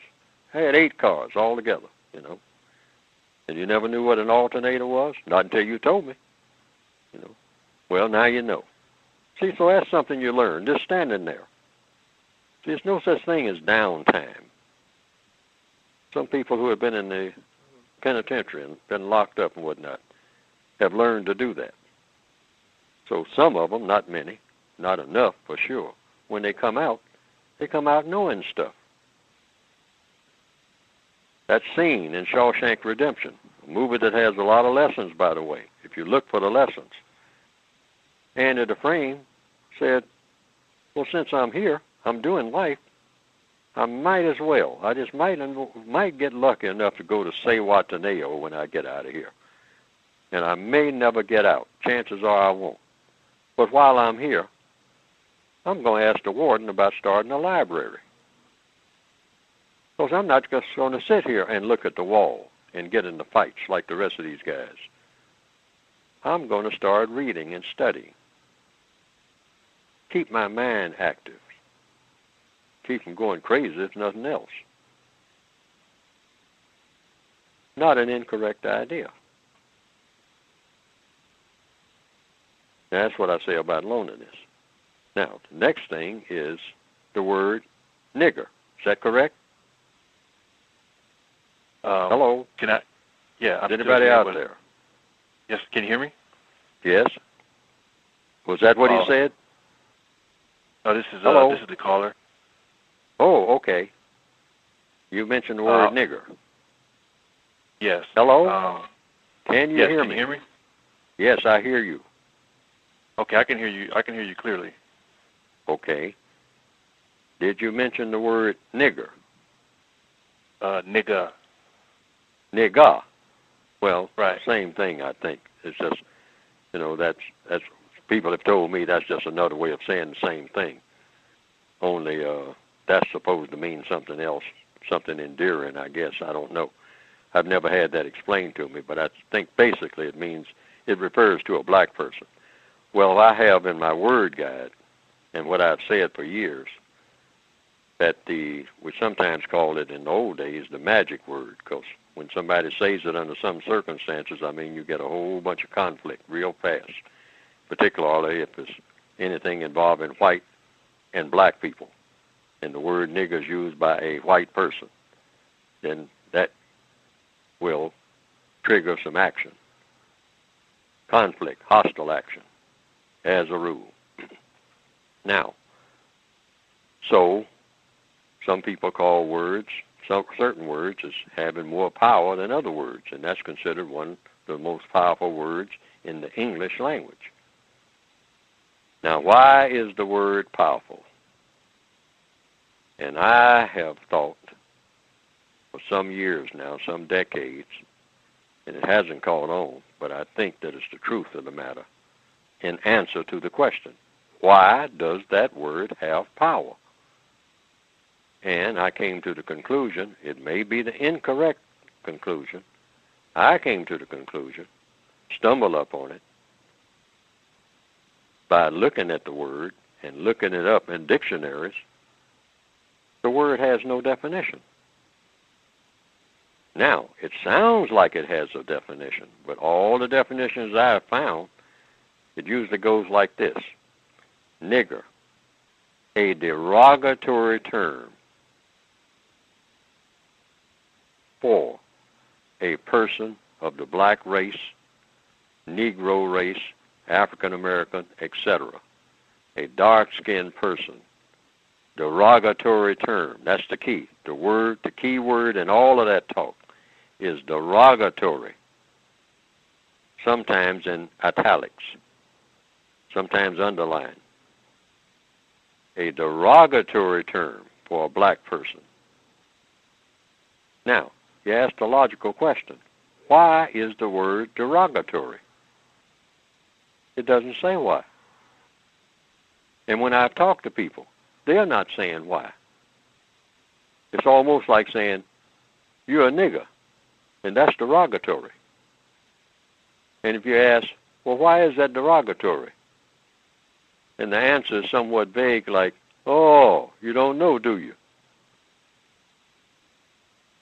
And that's supposed to make you mad. And I can see why. Because any word that doesn't have a clear definition, and you are being called it, and it's supposed to be derogatory, meaning they're saying something awful about you, but you don't know what it is that they're saying awful about you, you might get angry if you get drawn into it. So that's the key to the power of the word nigger. So, what do you do about it? 3 things. These are my suggestions, according to compensatory logic. If a person calls me a nigger, in a very calm voice, very calm way, you don't want to throw gasoline on the fire, and you're curious, if you want to react to it, you can choose not to react to it, period, because that's a choice. You can not say anything, not do anything. So what? You know, the world goes on. That had been my choice for many a year. But then I outlined, if I am going to say something, what would I say in response to that? First thing I want to do is get clarity, because that's in any situation that you're in. So you ask the person, what's a nigger? That's the logical question. And the person might say, oh, you're a nigger. I just called you one. And you say, okay. Why are you calling me a nigger? Because I asked you, what's a nigger? And he said, I'm one. So, you know, whatever that is. That's still not answering my question, but, you know, I'm trying to get to the answer. What's a nigger? He says, I'm a nigger, whatever that is. Are you calling me a nigger? You know, yes, I'm calling you a nigger. And so I say, okay, what's a nigger? Are you calling me a nigger? The answer is yes. What do you think should be done with a nigger? For a nigger, about a nigger, against a nigger? And let them answer. And ask in all areas of activity. Because at the end of the day and at the beginning of the day, basically what you want to know is not what the person is saying, even though you're asking that person that, but you want to know ultimately what is the person going to do about you being a nigger. Key word here is do, D-O. If you're not going to do anything about me being a nigger, then so what? You can call me anything if you're not going to do anything. You say, well, you know, the person might say, well, like there's an old joke, and I don't want anybody to laugh about this because it's a joke that's not a joke in a way of speaking, because it's supposed to be based on a truthful incident that a person told me about. A fellow told me about it many, many years ago, back in the early 1950s. He said a white man came into a pool hall full of black people, back when they had a lot of pool halls then. And he just walked in a jovial manner and walked right up to the first black person he saw and said, who's the head nigger around here? I'm looking for the head nigger. And so the room went silent. Everybody stopped playing pool and everything. Everybody looked up startled and whatnot. And the person he was talking to looked at him almost with fright in his eyes for the white man who had just walked in and made that announcement. Who's the head nigger in here? I'm looking for the head nigger. And he said, wait a minute, buddy. He said, you don't come in here talking that kind of talk. Do you know where you are? Do you know what you are doing? Do you know what might happen to you? And so then the white man got a little bit frightened, according to the way the story went. And he said, oh, I didn't mean to offend anybody. I'm just looking for the head nigger. I got $100 for him. And then it's reported. I don't know whether this is a joke or not, but this is the way it's reported to me. The black guy that he was talking to said, oh, I'm the head nigger. If you don't believe it, ask all the other niggers in here. Now, that's supposed to be a true story. Now, what am I saying by just recounting that? I'm saying, depends on how the person wants to look at the use of the word nigger. That's where the rappers are correct. Why? Because the word has no definition so far. But I gave it one. Now here we get to this bottom line. I say a nigger is a non-white person who is subject to white supremacy. And so that fits me perfectly. When people call me a nigger, I'm looking at it within that context. And if it's a white person doing it, if they recognize that much, that's saying one thing to me, that I'm most likely looking at a white supremacist. Because if he knows that I'm subject to white supremacy, I want him to know that. Yes. And the way for me not to be a nigger is not to be subject to white supremacy. And that's why I'm writing books. That's why I'm having this conversation right now. Because that is a logical definition. That's a definition that I gave it, since it doesn't have a definition. It makes people angry because it doesn't have a definition. Once you give a definition to a word, you can handle it. So I'm giving the word nigger a definition, a logical definition, and a truthful definition. That's the only definition that word can have that makes sense. I don't know of any other definition that would fit. So a nigger is a person who has been made subject to the system of white supremacy. A non-white person who, naturally, who is subject to the system of white supremacy. I qualify for that. Now, am I saying I'm proud of it? I should go around calling people that, anything like that? No. Because that's a terrible thing to be. But that's what I am. A victim of white supremacy. It's equivalent to the word victim. If you're not a victim of white supremacy, I don't care how black you are, you can't be a nigger. It's impossible. According to what? According to logic. It's impossible. Once you are out from under white supremacy, it's impossible to be a nigger, because that's what a nigger is. A captive. A person who has been beaten down because and misused and mistreated because of color. That's the only thing you can possibly be that would make sense, that would fit that word perfectly. Now, does that make it true because I said so? No.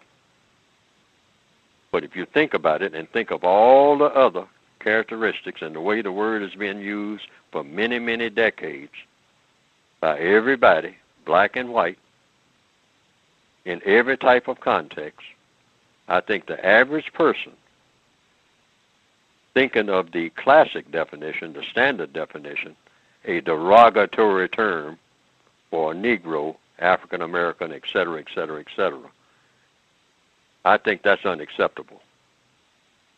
I think a logical term, a term that would actually empower people like Neely Fuller and put the white supremacists on the defensive. See, I'm not just coming up with a quip. I'm talking about you're going on the offense now. When you say, oh, when you call me a nigger, what you're calling me is a victim of white supremacy. I agree with that. That's a description of my status. So you recognize that I am a victim of white supremacy, which is what I've been trying to tell you all the time. Now you're saying that you recognize it. So now that we recognize that, the question is, am I supposed to be that? And the answer is no, which means, since you know so much about what I am, how come you are not working on the project, sir, of getting rid of the system of white supremacy so that I won't be a nigger no more? What do you do every day? How do you spend your time? Why aren't you working on this project that would make you a patriot? Oh, yes, we're talking about patriotism now, because that's another word. How do you get to be a patriot on this system? I mean, on this planet, whether you're white or non-white? If you say you're a patriot, you can't believe in white supremacy. That's one of the major requirements, if not the major requirement. According to what? Logic. Why? Because the system of racism is the worst system on the planet. So you can't be a patriot unless you're against the system of white supremacy. You are not patriotic. I don't care how many flags you fly. That's the first order of business. That's one word I'll just switch to right quick. We went from nigger to patriot. Okay? Oh, yes, whether you're white or non-white, if you are not about the business of trying to get rid of white supremacy and replacing it with a system of justice, you are not a patriot, because that's the biggest problem on the planet. And you are not working on the biggest problem on the planet and calling yourself a patriot, that doesn't compute. So you can just put all those flags down and stop singing all those songs and all like that until you can get on the wavelength where you're supposed to be. And you can say all this to someone who calls you a nigger. You don't fight against that word or fight the person that uses the word. That's not solving anything.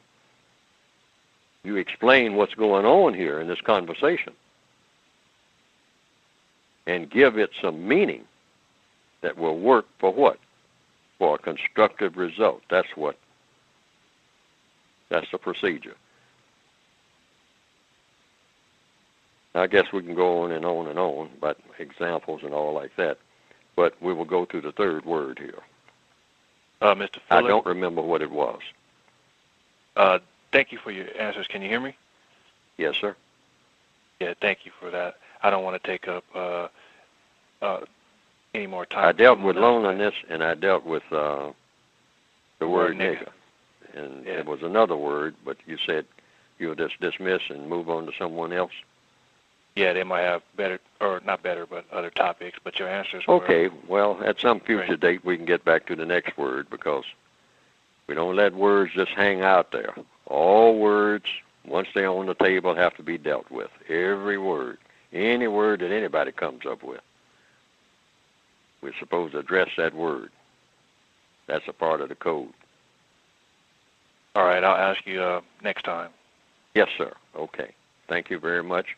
And I hope that at least the things that I said are something to think about. See, I'm not asking people to just rush, and do what I'm saying, going along with the suggestion or even agreeing with it. I'm just saying think about it, because you want to think about something before you start doing it.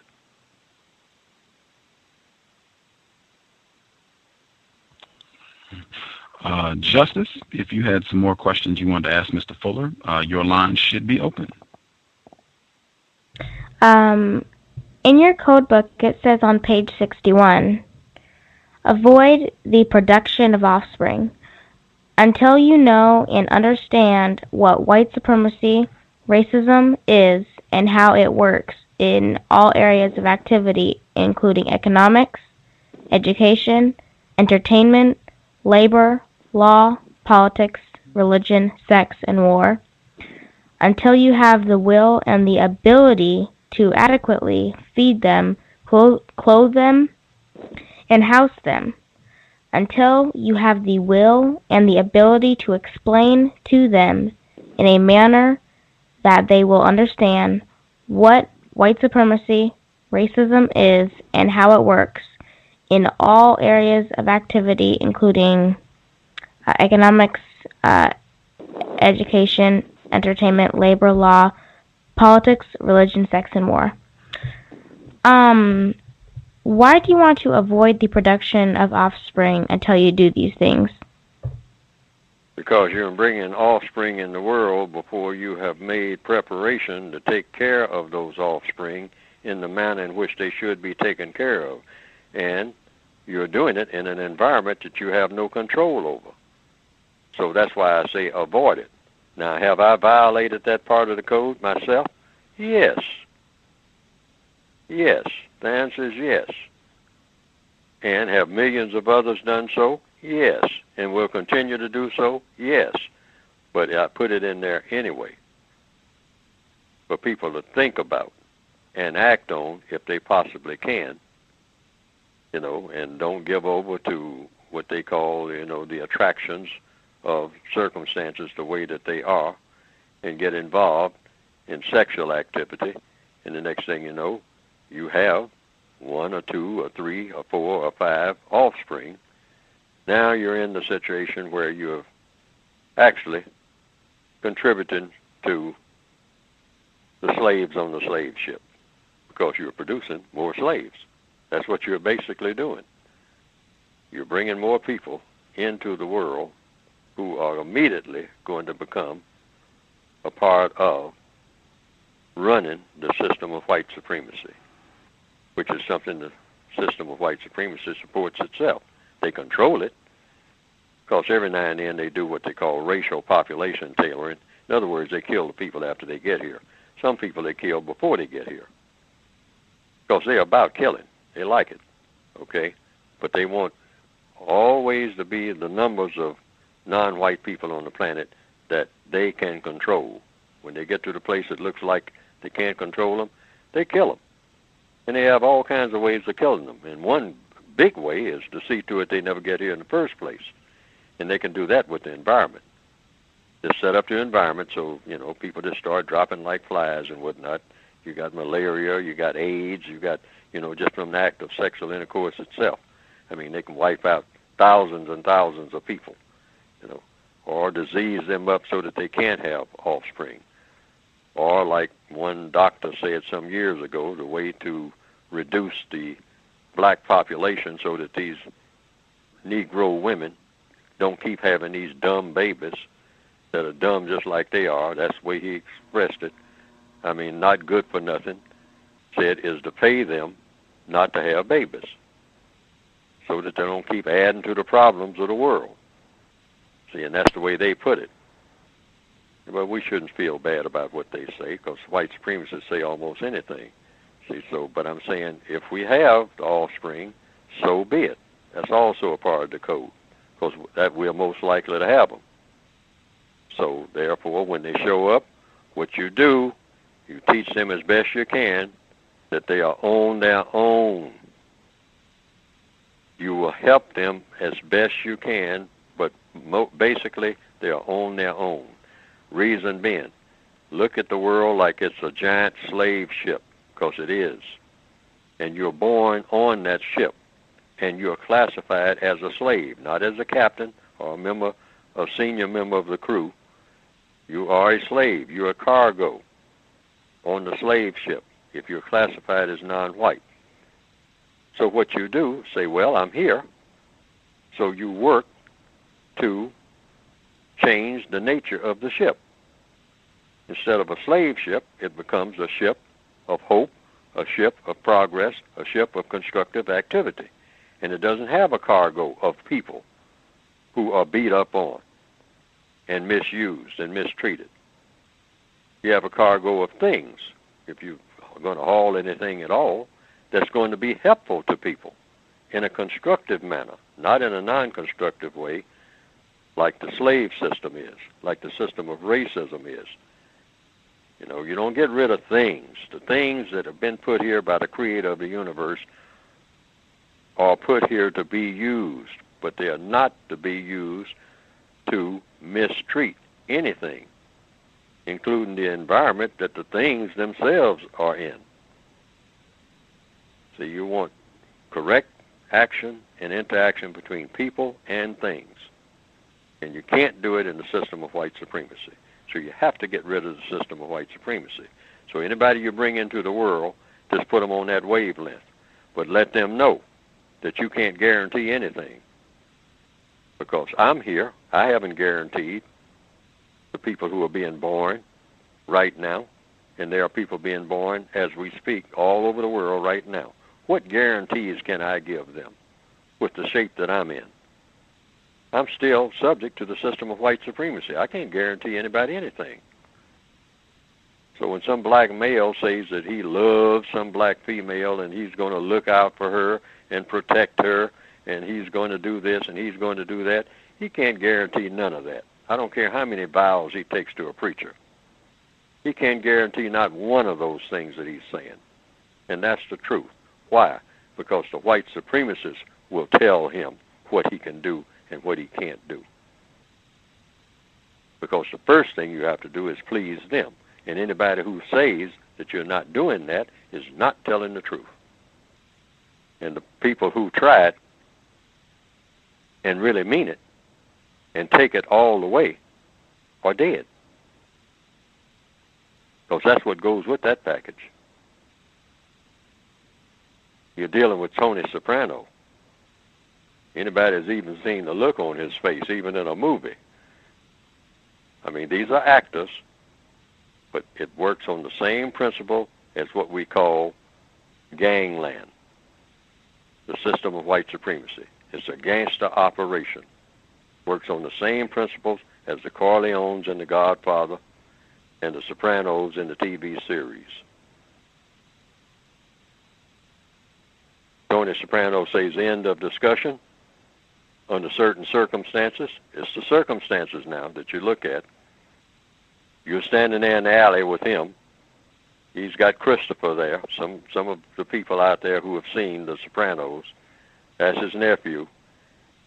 He's got Johnny Sacks. And he's got Paulie. Anybody who knows the character Paulie in The Sopranos, now you're standing there alone with those characters in an alley at midnight in Jersey, and they're saying to you one more word and you're dead. I don't think you'll say one more word. But that's the world that we're in. And the non-white people who are born into this world, you come right under the Sopranos. You come right under the Corleones. You come under the Simon Legrees. You come right under the world KKK. You're born in it. You have to realize that and act accordingly. And think that anything harmful can happen at any time. You got to get this in your mind. We're in a war.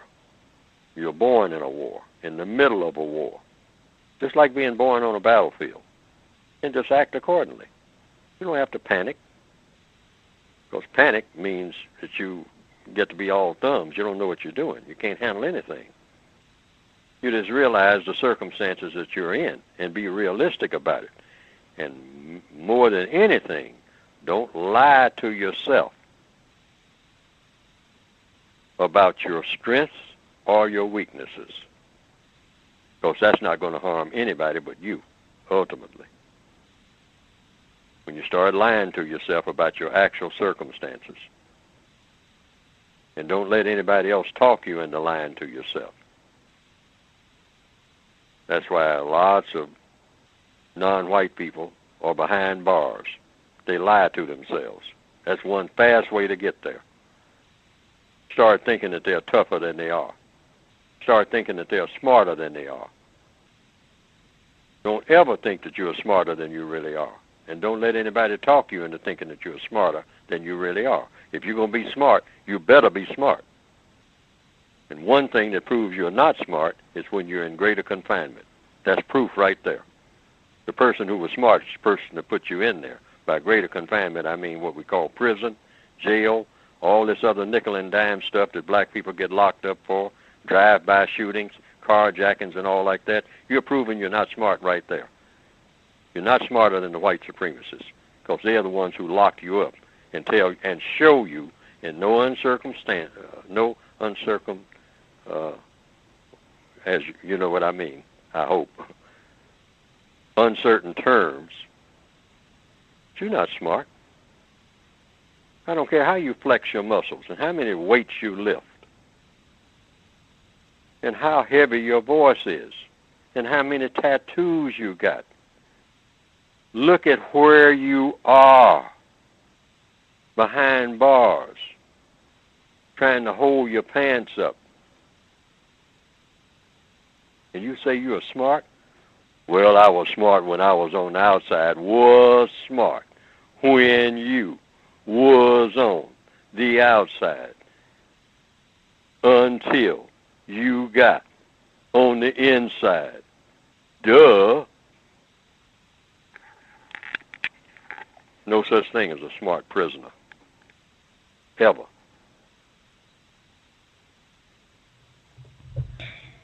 If non-white people stopped buying racist man and racist woman stuff, do you think that would play a big role in eliminating the system of racism, white supremacy? If non-white people do what now? This is my fault. I mean, this miscommunication. I mean, sometimes I guess my phone or something, or it's me. I can't hear things the way that I should. It's probably the white people. If non-white people stopped buying racist man and racist woman stuff, white people, do you think that that would play a big role on eliminating the system of racism, white supremacy? Well, if I understand the question, it's all about codification. That's why I have here in my notes what to do, which is all through the books I've written, the code book and the word guide, basic code book and the word guide. Each individual victim of white supremacy will use selected parts of any suggestion, not just suggestion that I make, because the code book that I've written is a book of suggestions, but any suggestion that anybody makes, and you examine the suggestion. That's the first thing you do. Somebody suggests something to you, no matter what it is. First, look at the suggestion. You don't even have to check out the person who's making the suggestion. Look at the suggestion itself. Somebody is saying you should be doing something. Like I do that. I say people should be doing this. People should be doing that. Don't check Fuller out. You know, that's not the main thing to check out. The main thing to check out is what he is saying that people should be doing or should not be doing. And look for the logic. I say don't follow people, including Neely Fuller. Follow the logic. See if what he's suggesting is logical. And if you don't know, just say to yourself, you don't know whether that's logical or not, but you will check it out. You will see if the people do it or people say it, because it's all a matter of saying and doing, and that's what I call codification, using a code.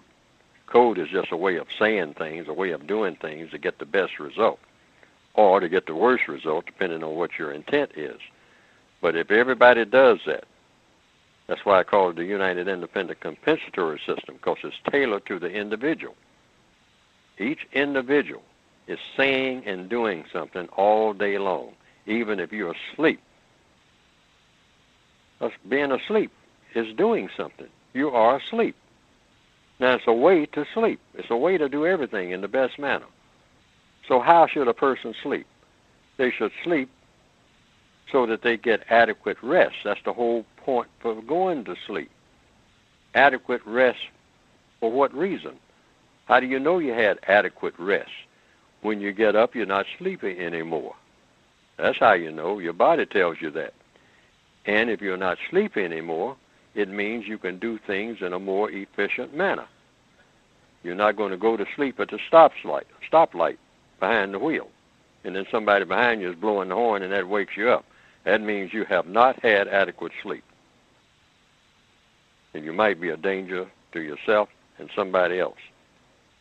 So I just mentioned sleep, but that's in anything. Sleeping, eating, walking, talking. See, if you're going to talk, think about what you're saying so that you get the correct result. Something I don't always do. Something I said something the other day to a manager of a business, and I said I shouldn't have said it that way. Because why?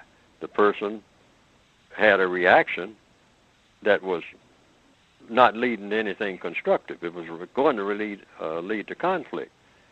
And so I said, the way that I expressed myself, I didn't make the best choice of words. So always think about what you're going to say before you say it. You'll make mistakes, but you correct your mistakes as you go along.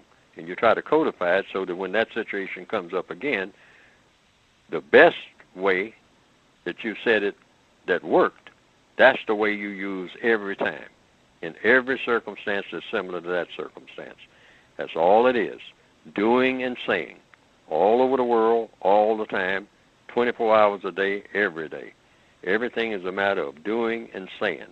And codification is about doing everything that you do that gets the most constructive result, and saying everything that you say that produces the most constructive result.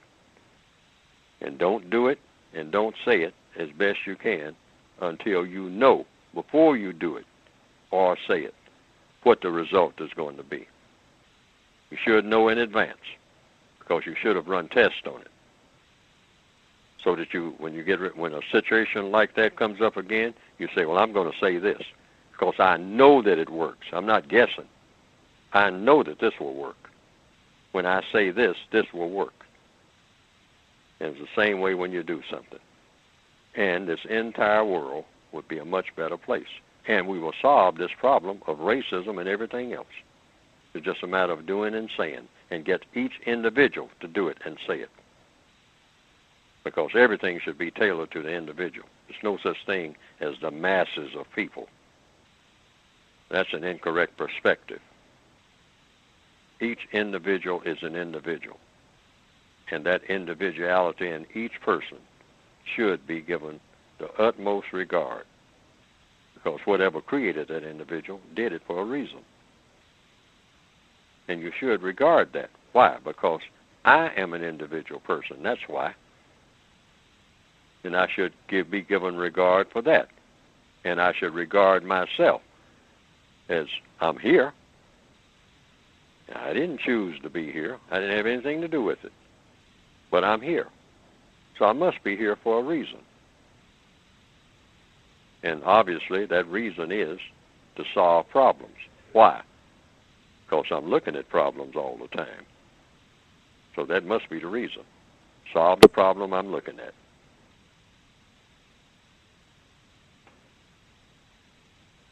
I hope I answered the question in a rambling way, maybe, that could have some focus somewhere in that mix.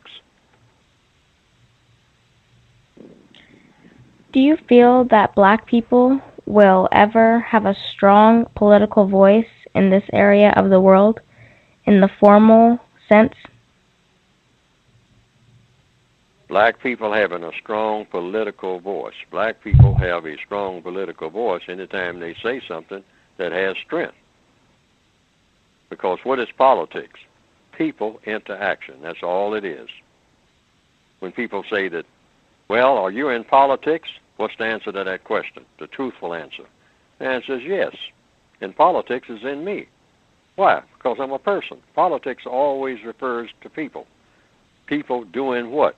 People interacting with other people. When you say good morning to someone, you are engaging in a political act. You sometimes hear the expression, you can't mix politics with religion. That doesn't make sense. It's not logical. Religion is what? A strong belief. You have to have a person. If a person is going to interact with other people who have strong beliefs backed up by action, that's what a religion is, then you have religion and politics. If you believe something and you're talking to somebody else about what you believe, you have already mixed religion with politics, because you're talking about your strong belief and you're acting on it by talking to another person about it and trying to get them to listen to your vision of what you believe in strongly. Trying to get them to do something, which is believe in what you're saying, for one thing. That's a political act. And you consider yourself a religious person because you're doing it with a real belief, a genuine, truthful belief you're not putting on. So you're engaging in, by doing that, religion and politics. You have already mixed the two. Even when you make the statement, don't mix religion with politics. You have already done the very thing that you said don't do, just by you making that statement. Everybody who just heard what I just said, think about it. Think about it. First of all, by defining what is a religion and what is politics. Politics is any interaction between people. If you're in contact with people and saying and doing something, you're engaging in politics right there. And if you're talking about something that you believe in strongly and acting on what you're talking about, you have mixed religion with politics. Think about it. The textbook workbook for victims of racism, the subtitle is Thought, Speech, and or Action. So what I'm requesting now is just think about the statement that I just made. You have already mixed religion with politics when you say to someone, don't mix religion with politics. You have already done the very thing that you said don't do. If you believe in what you're saying, that's the requirement in order to meet the religious requirement.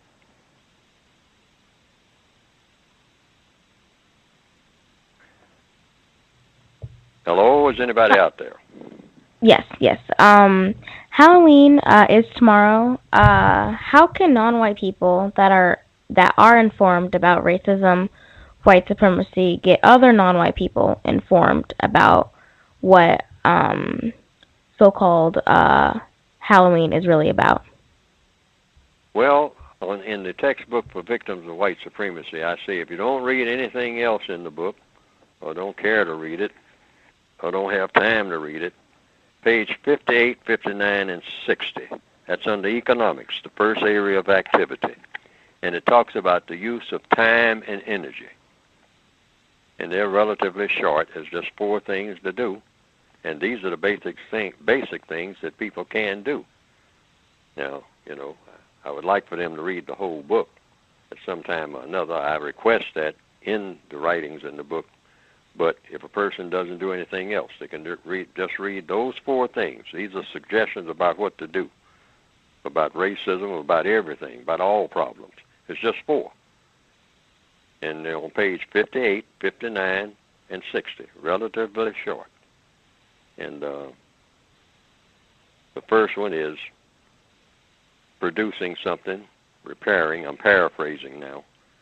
You produce or you repair or you clean something of value and use it for a constructive purpose. Everything you do is supposed to be constructive. That's number 1. Number 2,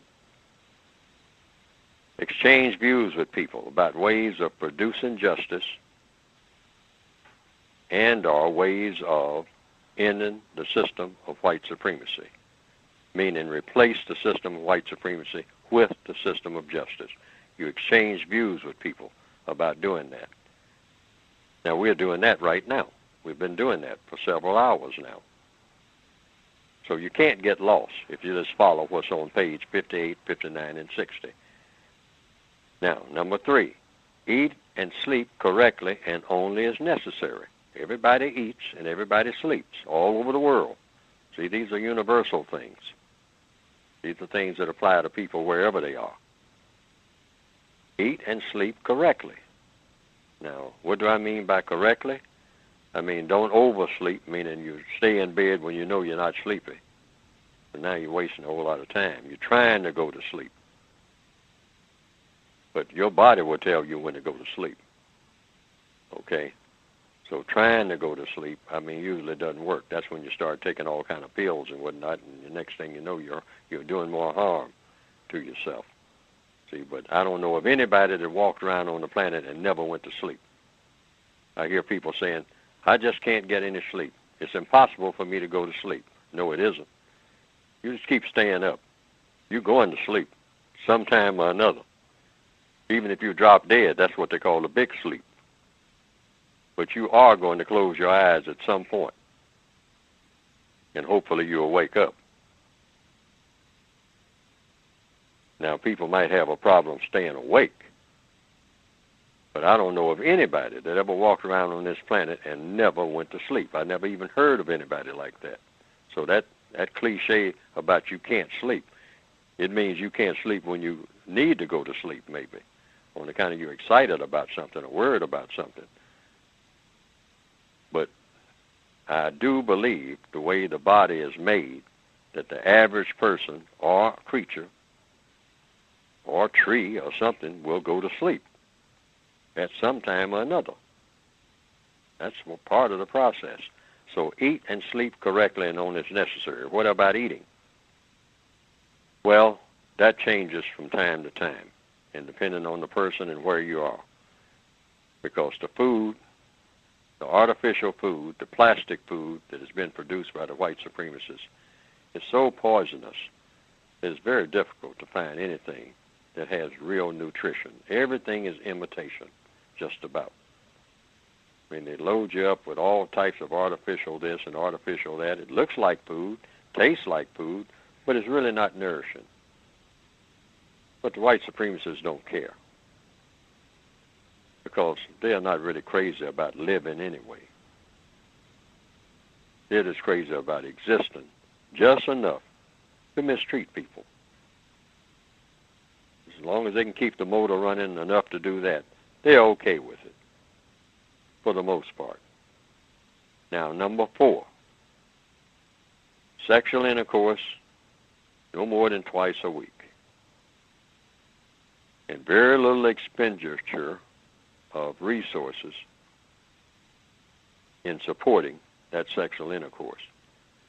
Reason being, we're talking about economics now, not just talking about sex. These things are listed on economics, because economics is about time and energy. Sometimes people get so caught up in sexual activity, just going on and on and on and on and on, just like they do with food sometimes, and becoming overweight.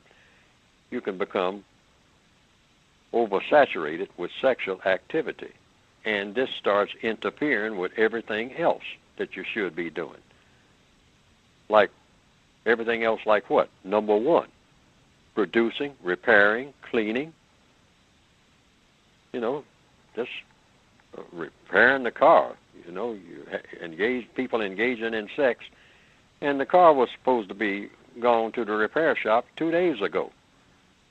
Now that transmission is really acting up, and it's going to cost you $2,000 more. That's because of this sexual activity. That you said, well, I'm not going to bother with it. Today is my day off, and I don't want to be bothered with these mechanics. So I'm just going to lay up here in the bed. These are practical things, but they are transforming things. They are things that will help to solve the problem of racism, I believe.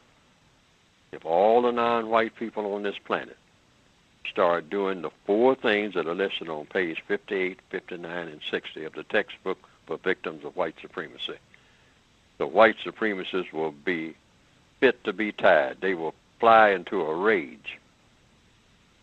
because this will all be those four things changing the things that they want their victims to be doing and the way to go about doing it. It will alter everything.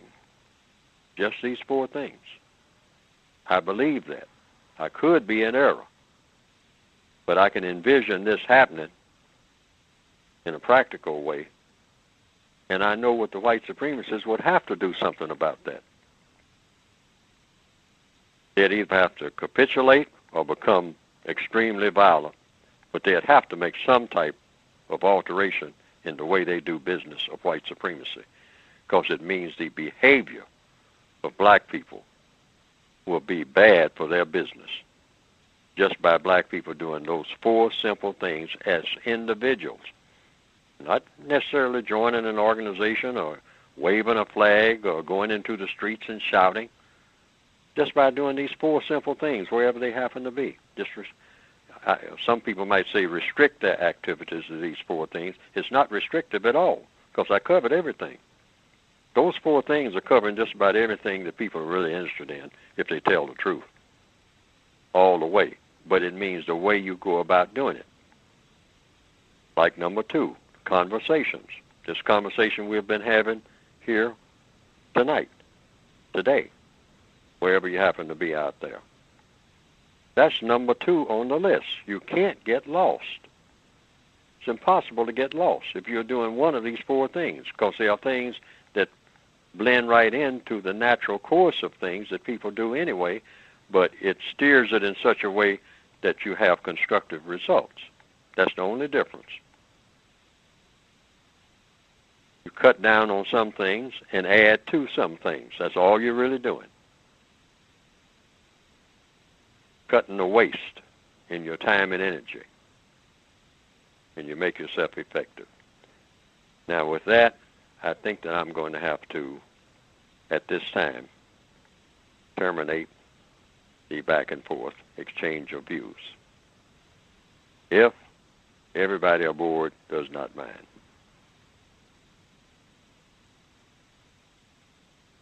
Hello? Gus, do you have any questions, or do the callers have any questions? I'm appreciative for Mr. Fuller's time. I'm thankful that he stayed on. I can get him next time. It's no worries. Okay. So now I have a request. As usual, am I going to be given access to this discussion this evening? Because could you see that I get that about a podcast or whatever you do, so that I can receive it, sir? Because I like to critique what I do, because like I said all along, I make mistakes. I don't want to keep making the same mistakes. Yes, we will get you a CD. I'm a little behind cranking those out, but yes, you've been on quite a few times since I sent you the last batch. But yeah, I'll get some of the previous programs that you've done on CDs as well and just get them to you in the mail. Because I do grade myself on these discussions and whatnot. I use what they call in the movie rating system, that 4-star system. I have never rated myself above 2 stars. And I do it just in 2 categories, clarity and focus. I don't do it for content purposes, because I really don't know whether what I'm saying is guaranteed or not. These are just suggestions, observations and suggestions, just like I say in the back of the book. So I don't grade myself on what I might call whether or not I have found the truth more than anybody else on the planet or whatever. I just say, these are observations, and I want to be clear in presenting these observations, and I want to stay focused, because these are my weakest points, I do believe. Sometimes I have problems staying focused on what it is I'm trying to say.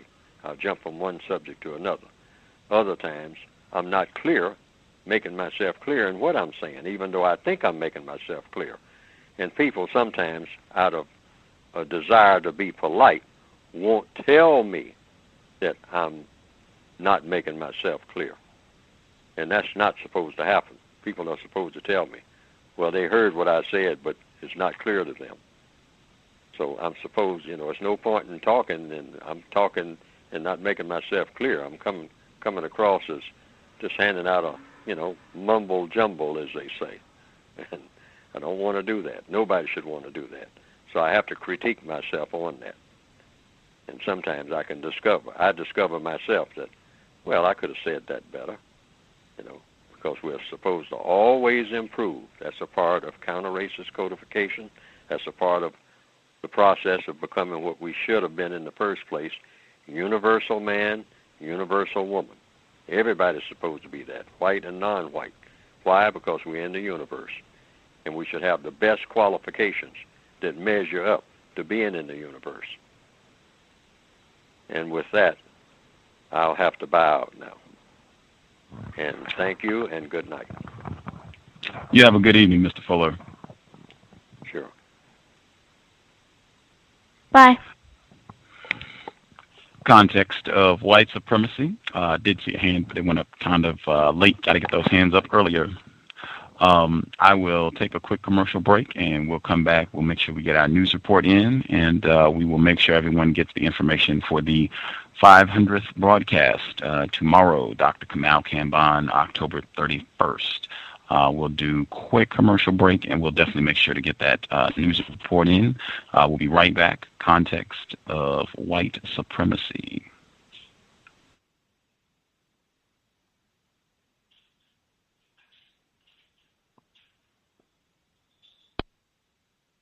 RacismDaily.com, your number one source for global news reports on race, racism, and overt actions of white supremacy.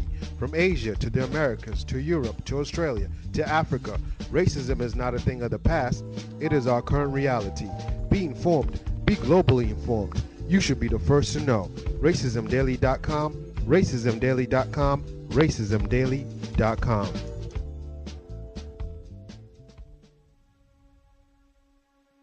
Is racism hurting you? On issues of race, are you unable to speak, think, and act with clarity and confidence? Are you tired of laughing when nothing is funny, smiling when you are not happy, agreeing when you really disagree?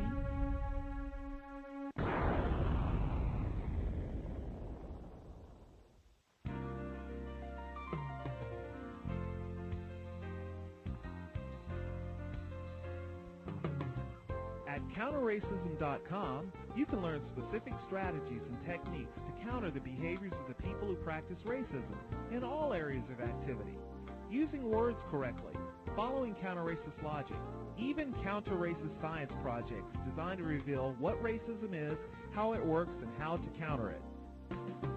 The open source code writing format allows you to pick and choose from a variety of counter-racist suggestions so you can produce the code that works for you. Stop by counterracism.com today and help replace racism with justice. That's counter-racism.com. Do you need a one-stop shop for all of your multimedia needs? Triumphant Multimedia is a skilled team of professionals with a passion for great marketing and chic design. Our specialties include consulting, brand development, copywriting, and creative graphic design that's second to none. We also offer photography, photo retouching, videography, and video editing. At Triumphant Multimedia, our goal is to provide highly effective creative solutions built to suit any individual need or budget. Give us a call at 678-732-8067 or check us out online at trimultimedia.com.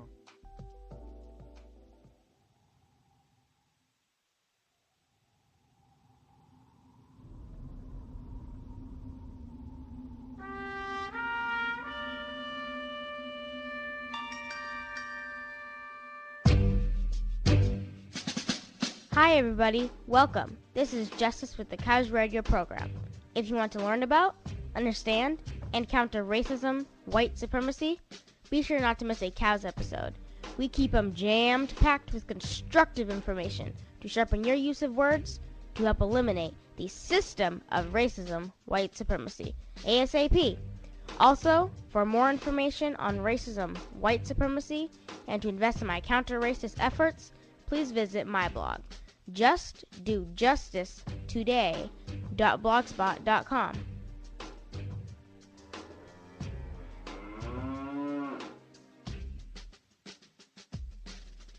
saying just buckets and buckets of words.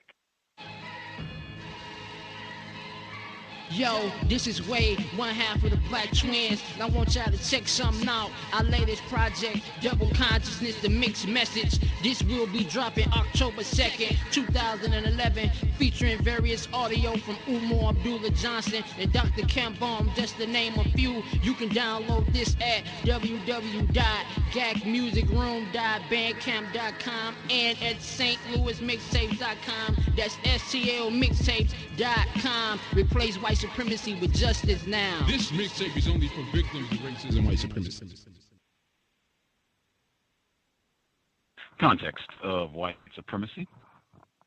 Again, we will be back tomorrow. 500th broadcast for the C.O.W.S, white people permitting. Dr. Kamal Kambon making his third visit to the C.O.W.S. It'll be same broadcast time, 7 p.m. Eastern, 4 p.m. Pacific, 7 p.m. Eastern, 6 p.m. Central, 4 p.m. Pacific. You can dial in, listen on the phone line. You can listen online. Same number, 760-569-7676. And the code is 564-943-pound. I will give out Mr. Fuller's the link so that folks, if you need to get a copy of the code book or the word guide, you can print the order form and just send that in the mail. The address is tiny.cc/Fuller in all caps. Give it out one more time, and it should be in the description if you're listening at TalkShoe. The address again, tiny, tiny.cc/Fuller, and Fuller has to be in all caps. Right on. I will get our news report in really quick. I did want to get in. I saw that there is a massive snowstorm on the east coast of the area of the world known as the United States. I wasn't really sad. I hope, we have a lot of folks who listen in on that side of the world. Hope everybody is safe. I know a lot of people are without electricity. I hope folks are staying warm and, are able to get food, water, all that good stuff. But hopefully the inclement weather will disrupt non-white people, confused victims who had plans to participate in the foolishness tomorrow, so-called Halloween. Hopefully the snow and everything will disrupt some of those activities and keep people inside where they can do something a little more constructive with their Monday evening. That said, this news report was mailed to me from Blacka, a previous guest, investor, longtime listener. We were just last week talking with Mr. Anthony Browder, and he talked about Fox News and how they definitely are not a friend to black people. And he was saying for everyone who tunes in to Fox News now, and, they are accustomed to seeing Bill O'Reilly and Pat Buchanan and white people who are being pretty open with regards to racism, white supremacy, that if you remember when Fox started, that they had a lot of black television programs, most of which, if not all, was black buffoonery, black pathology, Living Color, Living Single, Rock, the Arsenio Hall Show. It's quite a few programs with a lot of Martin Lawrence, quite a few. I could spend some time. A lot of black entertainers who are regarded as big-time stars. Many of them, they were on some of the early sitcoms that were broadcast on the Fox network in the late 80s, early 90s. This article, from Dr. Boyce, Fox is bringing back In the Living Color. Most loved In Living Color back in the day. The skits were original and creative, and the cast was incredibly talented. The show produced household names like Jamie Foxx, Jim Carrey, Damon Wayans, and quite a few others. Well, there's good news for fans of the show. Fox says that they are going to bring the comedy back after nearly 20 years. Perhaps this might give us a reason to start watching television again. Keenen Ivory Wayans is going to be the executive producer for the new show. Fox has ordered 2 half-hour specials to be shown as a part of its 25th anniversary celebration. There are options in the contract such that if the show is successful, it may come back on the air for good. In Living Color hit the scene in April of 1990. It was responsible for bringing hip-hop dancing into the mainstream with the ever-so-famous Fly Girls, Jennifer Lopez. And also brought the kind of comedy that you didn't see on TV back then or even now. The height of the show's fame occurred when the cast pulled in 25 million viewers during halftime of the 1992 Super Bowl.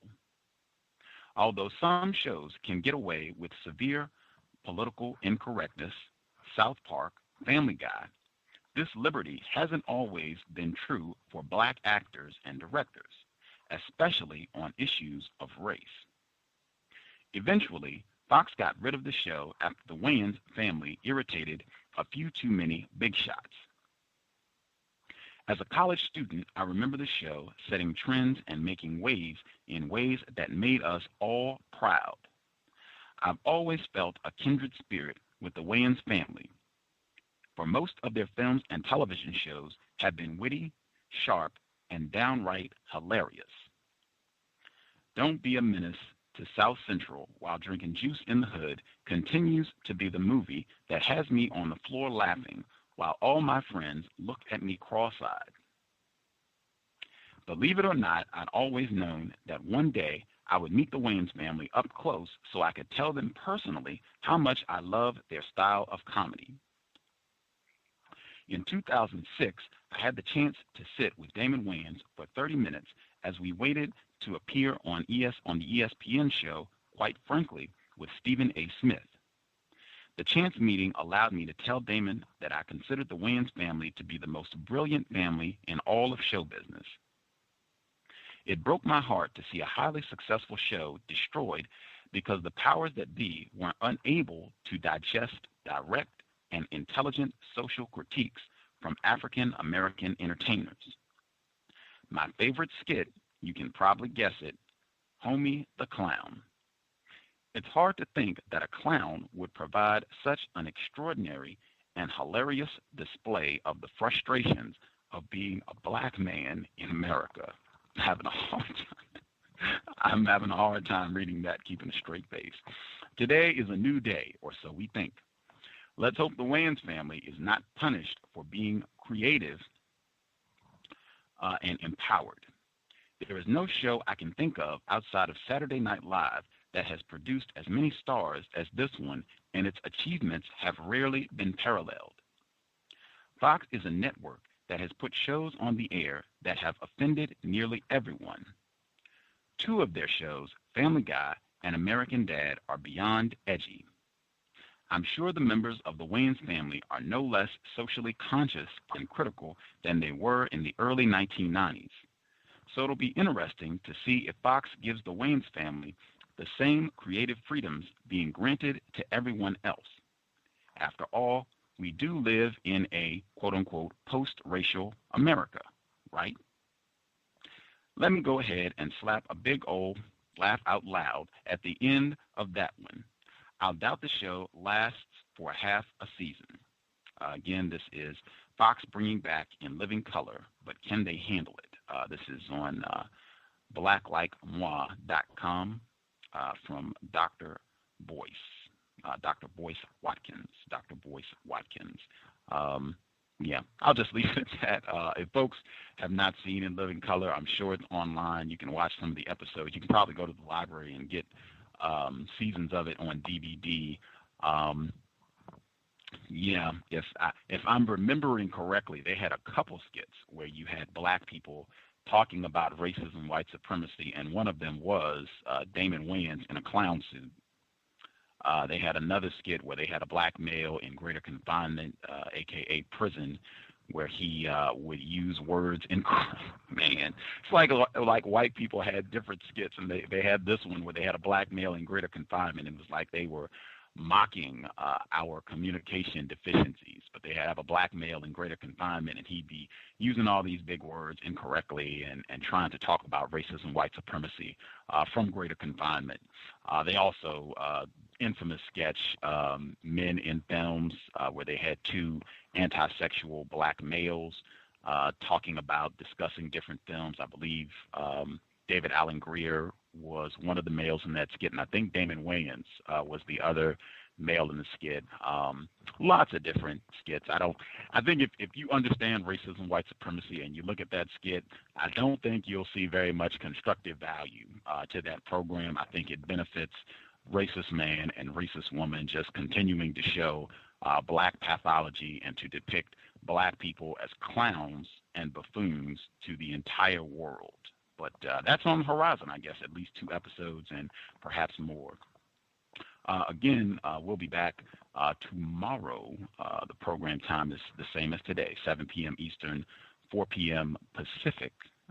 Dr. Kamal Kamban returns to the cows. Very much looking forward to having him back on the program. He will have some words about the so-called holiday tomorrow. As I said, he wrote in his book, Subtle Suicide, that October 31st marks the beginning of the subtle suicide season. Very much looking forward to having him on the program for our 500th broadcast. In that spirit, I'm going to conserve my energy and prep for tomorrow.